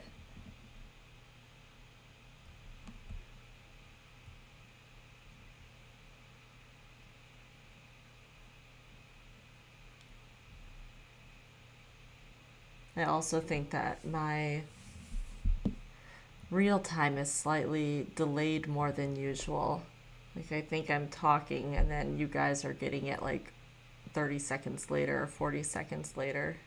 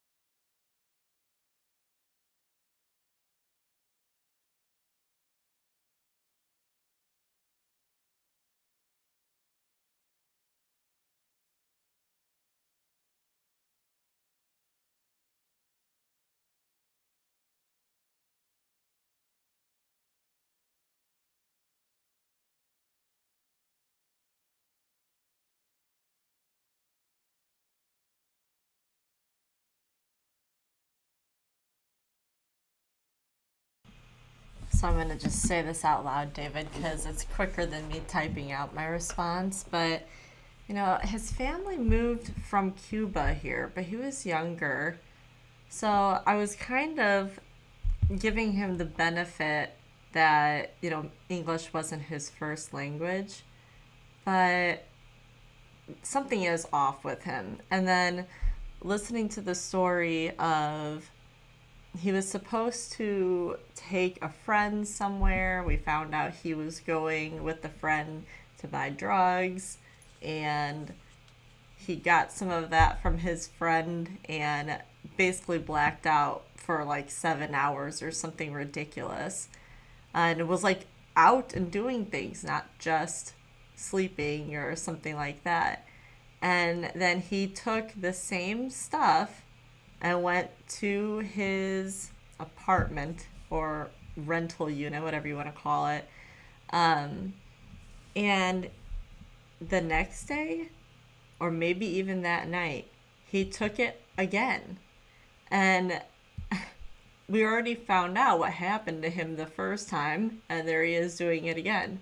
So, you know, he just makes all these claims of things that he did, but he couldn't do. He just was, you know, he no longer could move. And yet he talks about how his girlfriend ran out of the apartment to chase the guy who had the baby, and another guy chased her, and he had a crowbar. And it's like, you said you were laying on the floor, and this is all happening outside. How could you see? So, I don't know. He definitely keeps making many mistakes like that, and it's just very unbelievable. So, it's not good. But I was saying earlier to you that I don't know if he's lying or if he was hallucinating, and so, or both. But definitely not very realistic, his story, and him being able to see all these different things. They're back. How long does it last?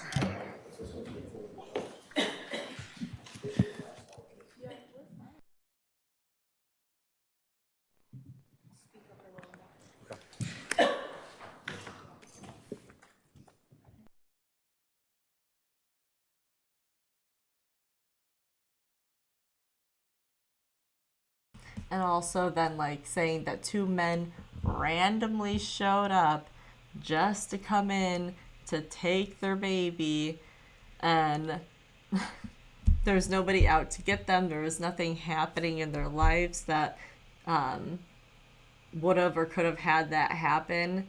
So it just, I don't know. It seems very unbelievable.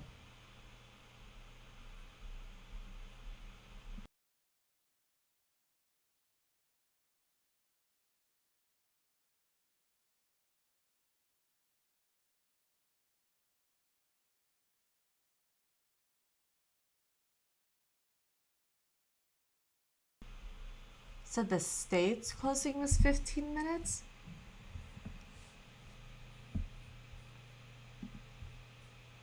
If it really was only 15 minutes, then I don't even understand how I felt about it, because it felt like a very long time.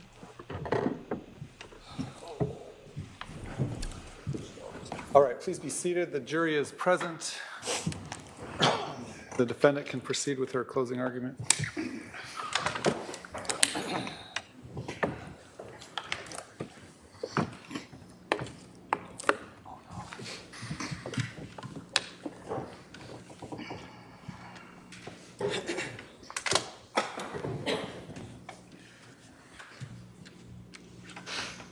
Ladies and gentlemen of the jury, the state of Arizona has the 100% burden of proving that I committed a crime, a grievous crime, conspiracy to commit premeditated murder of my husband, Charles Vallow.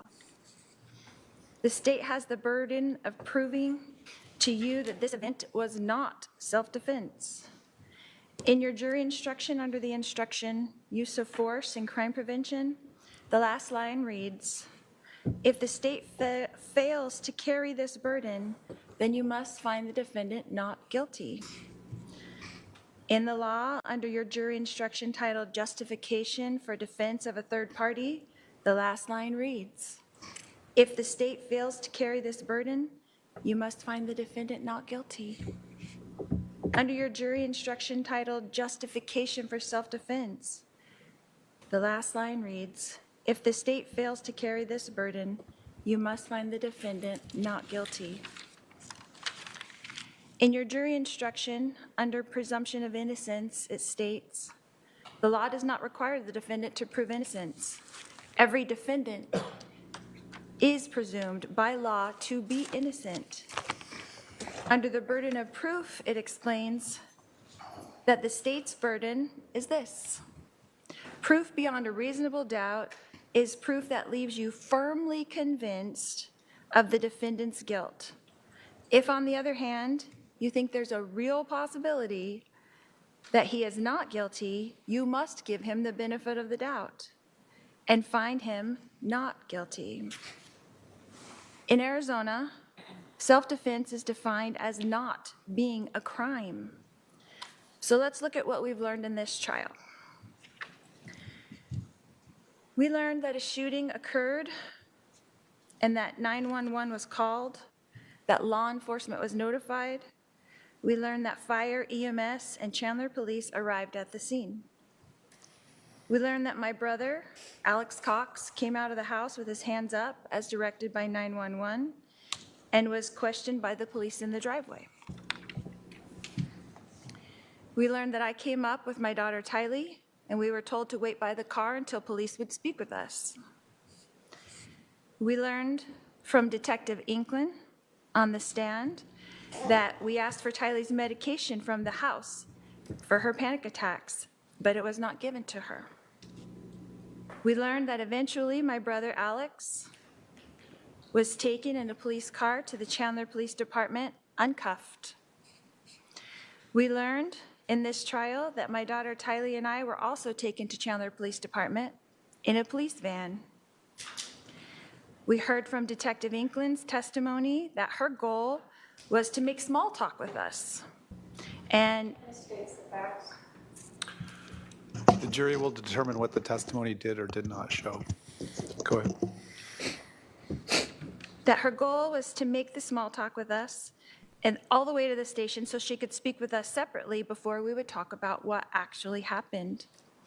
We learned that all three of us were separated and taken to 3 interview rooms, where we each told police of the events of the day, each from our own perspectives, and answered all questions asked of us. We saw snippets of that interview in the trial here. The state did not show you the entire interview. Most of my police interview is admitted, though, into evidence in this exhibit. It's number 286, and I would encourage you to watch that entire interview when you start your deliberations. It is important. It is important for you to determine for yourselves my demeanor and not listen to anyone else. You can see it with your own eyes and hear it with your own ears. We heard from several witnesses that because this event was almost 6 years ago, that their memories of the events and statements were probably better back then. Well, my police interview happened that very morning, and I told the police the events from my perspective at that time. It is admitted into evidence and will answer many of your questions. You did not see Tylee's interview, but we did learn from Detective Inklin that she did an interview that morning as well. You did not see Alex's interview, but we learned that Alex was interviewed that morning by Detective Moffett, the original case agent, whom we did not hear from in this trial. The state chose not to show you those interviews. Objection, Your Honor. Or let you listen to the 911 call. The jury shall disregard that last statement. Okay, the jury can only consider what was admitted into evidence. We learned in this trial from Officer Kautheim's testimony that Alex was injured on the back of his head with a bump and, according to his testimony, a 1-inch laceration. We did not see those pictures documenting that injury as well. We learned in this trial that we did not know, the three of us, that our interviews were being recorded. We learned that Alex's phone was taken by police and put into an evidence bag, according to Detective Duncan, and that no digital copy of Alex's phone was taken by the Chandler Police Department, even though this is their normal protocol. We learned that Alex's phone was returned to him that same day with no further inquiries. We learned that after my interview and Tylee's interview that we were introduced to a victim's advocate and that gave us further instructions in another room where Tylee and I were reunited. We learned that soon after that, all three of us, Alex, Tylee, and myself, were taken in another van and dropped off back at our house. We learned that we were instructed at that time that we could not enter the house yet, that we were directed by law enforcement to take the rental car, since all three of our cars were inside the police tape. We were directed to return later in the afternoon when the scene was cleaned up. We learned in this trial that we did as directed and left the house in the rental car close to 12 p.m. We learned that we did not return to the house until contacted by Detective Inkland to return to the house so that Alex could walk the detectives through what they call a walkthrough. We learned that many detectives were present during that walkthrough with Alex. We learned that Detective Duncan was there, Detective Coons was there, Detective Moffett was there, Detective Werther was there, and an officer with a body cam was there. And yet, we were told by Detective Duncan, the case agent on this case, on the stand, that because of some problem, the walkthrough is not recorded. Detective Duncan also informed us that he does not know if any of the evidence. I'll sustain that objection to the extent the jury is to determine what the facts did or did not establish. Under Arizona law, I had the right to self-defense. Tylee had the right to self-defense. Alex had the right to self-defense.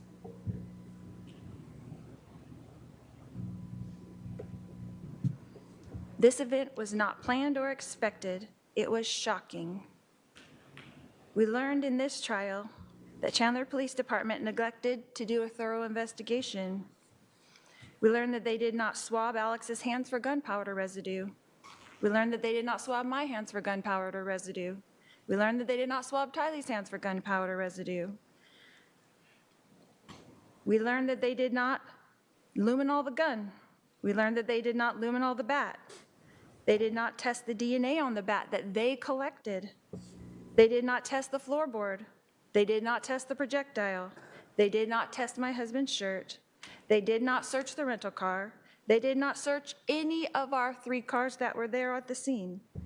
They did not test the gun until over 5 years later.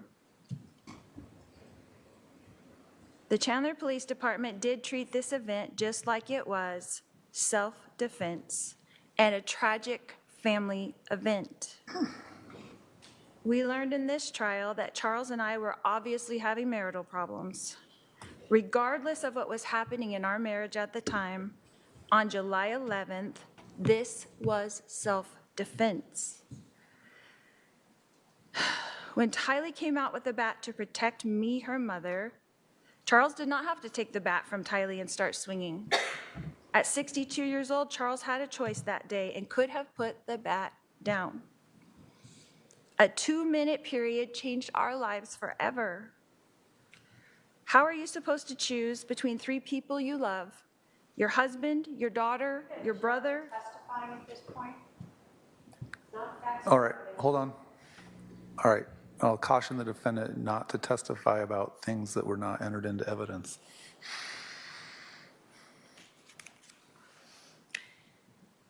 How can you decide for another person if they feel threatened? Why does the state want to blame to someone? It's a reasonable person standard, not the standard of the person. I'm sure you'll point that out in rebuttal. I'll allow the argument as that inference. Go ahead. Why does the state want to blame someone for this tragic event? What evidence did the state show you in this trial that I wanted harm to come to my husband? We learned in this trial that I was praying for my husband. We learned in this trial that even though my husband and I were having marital issues, that we were both trying to do the best things for our son with special needs, JJ. We learned in this trial that I was shocked that Charles had changed his life insurance policy, but I was not angry as the state alleges. In the phone call we heard from the insurance company, we heard that I was disappointed for our children, our grown children, as well as our children still at home, but I was not angry. My husband Charles was providing for our children still at home. I had no motive to change that. We heard a lot in this trial about the Book of Mormon prophet named Nephi. This is the state's evidence to murder over self-defense, and it is utterly ridiculous. We heard from Detective Duncan, who admitted on the stand that he had no idea what I meant in the text message when I said, "We will be like Nephi."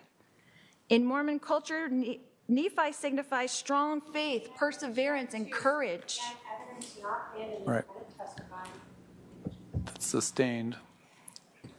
The state's attempt to misconstrue the positive text message about a wonderful religious figure, Nephi, and try to turn it into an order to kill someone is absurd. This is an attempt by the state to try to retrofit a crime that doesn't exist. This event was not a crime, it was a tragedy. Don't let them turn my family tragedy into a crime. When I'm done speaking to you, the state gets to get up and rebut all that I've told you.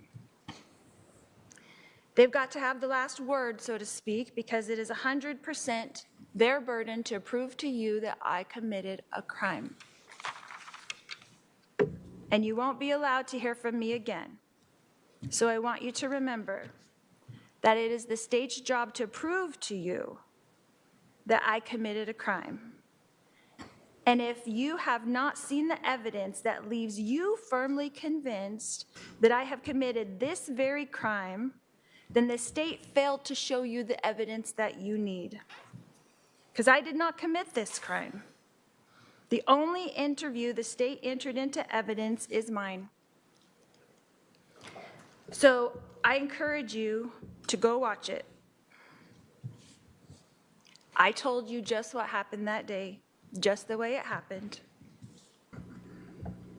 The state put forth a bunch of evidence in this trial in an effort to make you dislike me, to try to attack my character, so that you would just say guilty no matter what evidence they showed you. But only you get to decide. The state put up witnesses that had zero knowledge of a conspiracy. The state did not show you evidence of an agreement to commit murder. They showed you evidence of a family tragedy, and then they showed you the sad effects of a family torn apart because of that tragedy. That's all.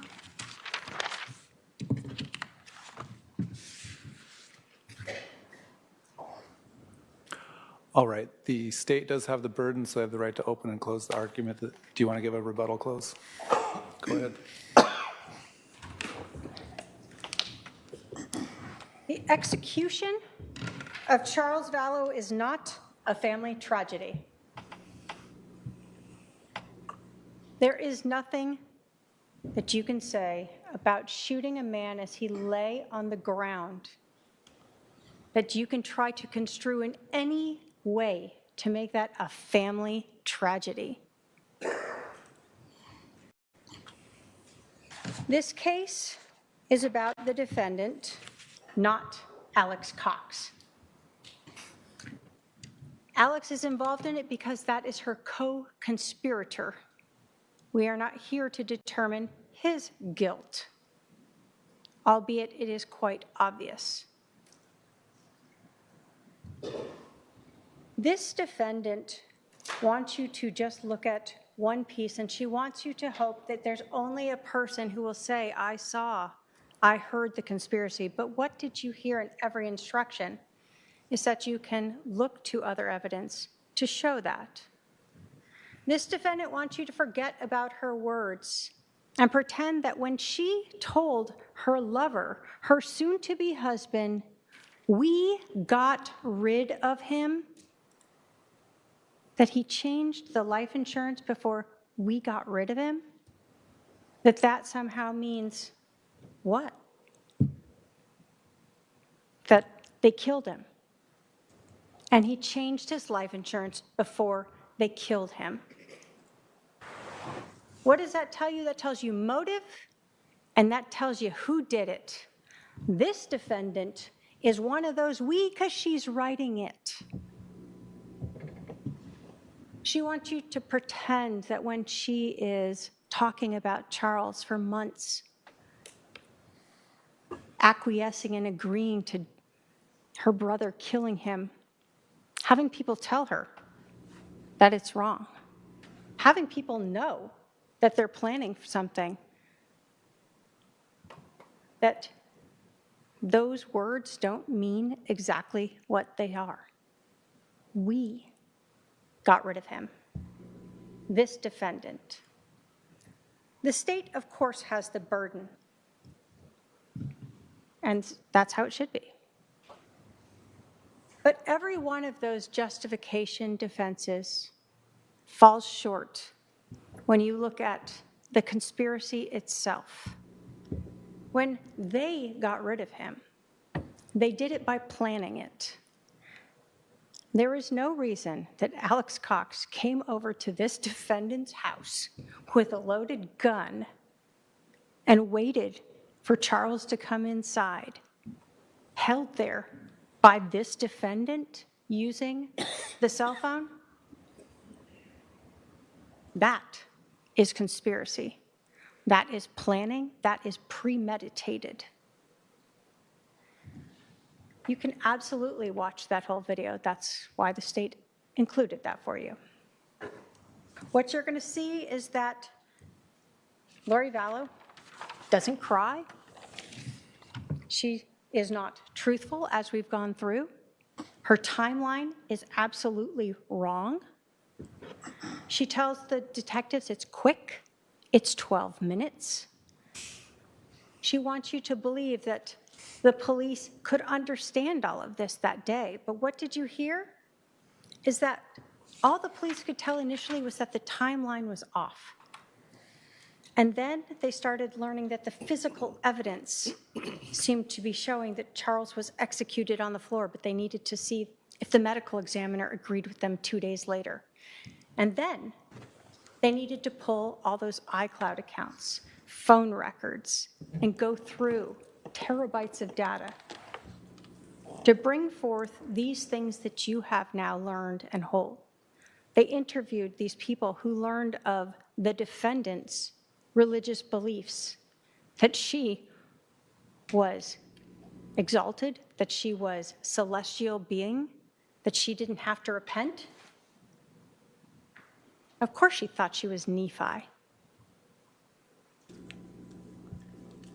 We learned that the physical evidence on Charles and at the scene show us that he was executed. And every single one of those defenses that the defendant has asked you to look at, the state has met its burden. Because even if you somehow believe that Charles actually had that bat and it wasn't staged like the rest of the scene with the shoes and the lack of blood there, that second shot is not justified for self-defense, crime prevention, or third-party defense. Arizona law does not allow you to execute a man on the ground.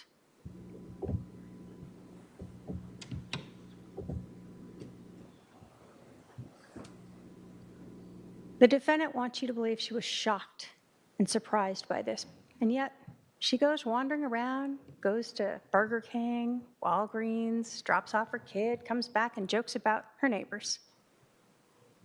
Not one action of a person shocked, surprised. She wants you to feel bad for her daughter, Tylee. You saw her there. You heard from the detectives. She's also not shocked, crying, upset, worried. And you saw Alex. Same demeanor. Why? They've had 47 minutes to work it all out. Go through Charles's phone, figure out what they're going to say. They've talked on the phone twice in this time period. This case relies upon all of the investigation that the police did. That day, when they knew that timeline was wrong, that day when they started to understand that the physical evidence at the scene was staged and wrong and didn't match what the defendant was saying, and then all of the evidence after that, culminating when this defendant told the man that she married later that she was having an affair with, as many times as she wants to say Charles was my husband. She didn't want him as her husband. She wanted Chad Daybell. She wanted that life insurance policy, and yes, she was angry about it. And she said, we got rid of him. That is her confession to you. That is why she is guilty of conspiracy to commit first-degree murder. Thank you. All right. Do we have Izzy coming over? Izzy to be sworn in? All right, members of the jury, there are 14 of you, only 12 of you can deliberate. At this time, we're going to choose the alternate jurors by random lot here.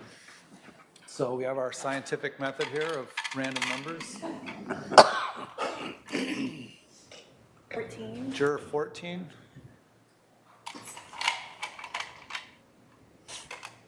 Five. Juror 5.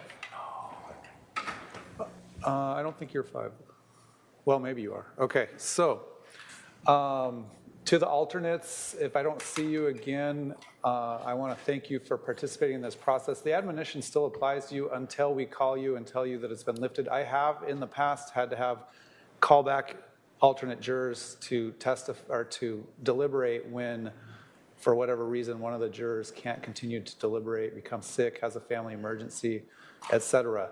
So you still could have to deliberate in this case. But again, if I don't see you again, I really do want to thank you for participating in this process. I know it might be somewhat of a disappointment to not deliberate right now, but we will keep you posted and we'll let you know if we need you. The remaining 12 jurors will retire to the jury room and begin your deliberations. First, we're going to swear in my staff. Do you swear that you will take charge of this jury and protect their deliberations from all outside interference and communication, and when they have reached a verdict, you will bring them back into court without revealing the verdict to anyone, so help you God? I do. Izzy, drop those off. Undrop those off.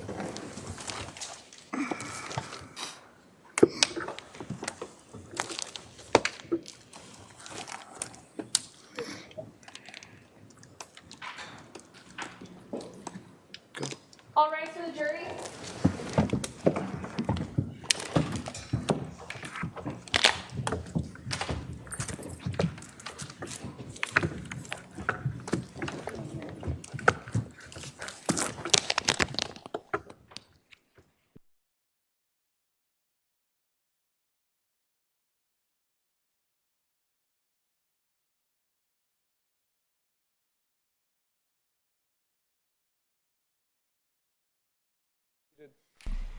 All right, count is on.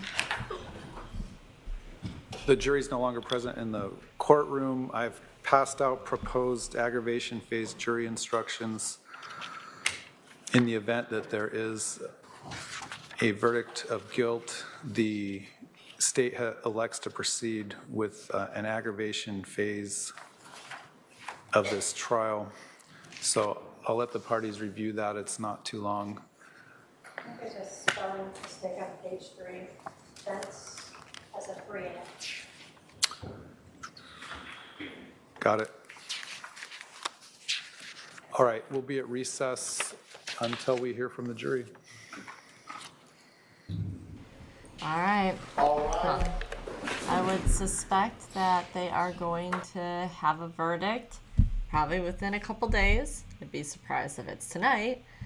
They are 3 hours behind me though, so it's 3:44 their time right now. Tomorrow, Karen Reed's trial begins, her second trial. If you didn't watch the first one, it's going to be pretty interesting. There's been a lot of stuff building up to tomorrow. A lot of arguments, a lot of loud voices and different parties, and it's going to be really interesting to see how it goes tomorrow versus how it went for her first trial. I said before that I predict that if for some reason she gets a hung jury again or gets not guilty, that I think John O'Keefe's family is probably going to end up suing her civilly. They already put out there to the press that they 100% think it was her and that they will not stop until there's justice for John and for her to pay for what she did. So yeah, I think if she's found not guilty or it's hung again, they're just going to start going after her civilly. I don't know how much it will really work if she was found, nobody said guilty. So if it's hung, maybe, but yeah, it's going to be interesting. And I'm sure his family will be there probably every single day of the trial. They were there last time, and it was very, very emotional for them. So it'll be interesting to see how they are during this one. All right, I am going to get off of here. I will be back on either tonight or first thing in the morning to watch the closing arguments for the Jose Morales trial. They probably will have a verdict tomorrow. I don't see it going very far. It was a pretty quick trial. So, all right, I will see you later. And if you've been with me on a live today, I appreciate it. And I will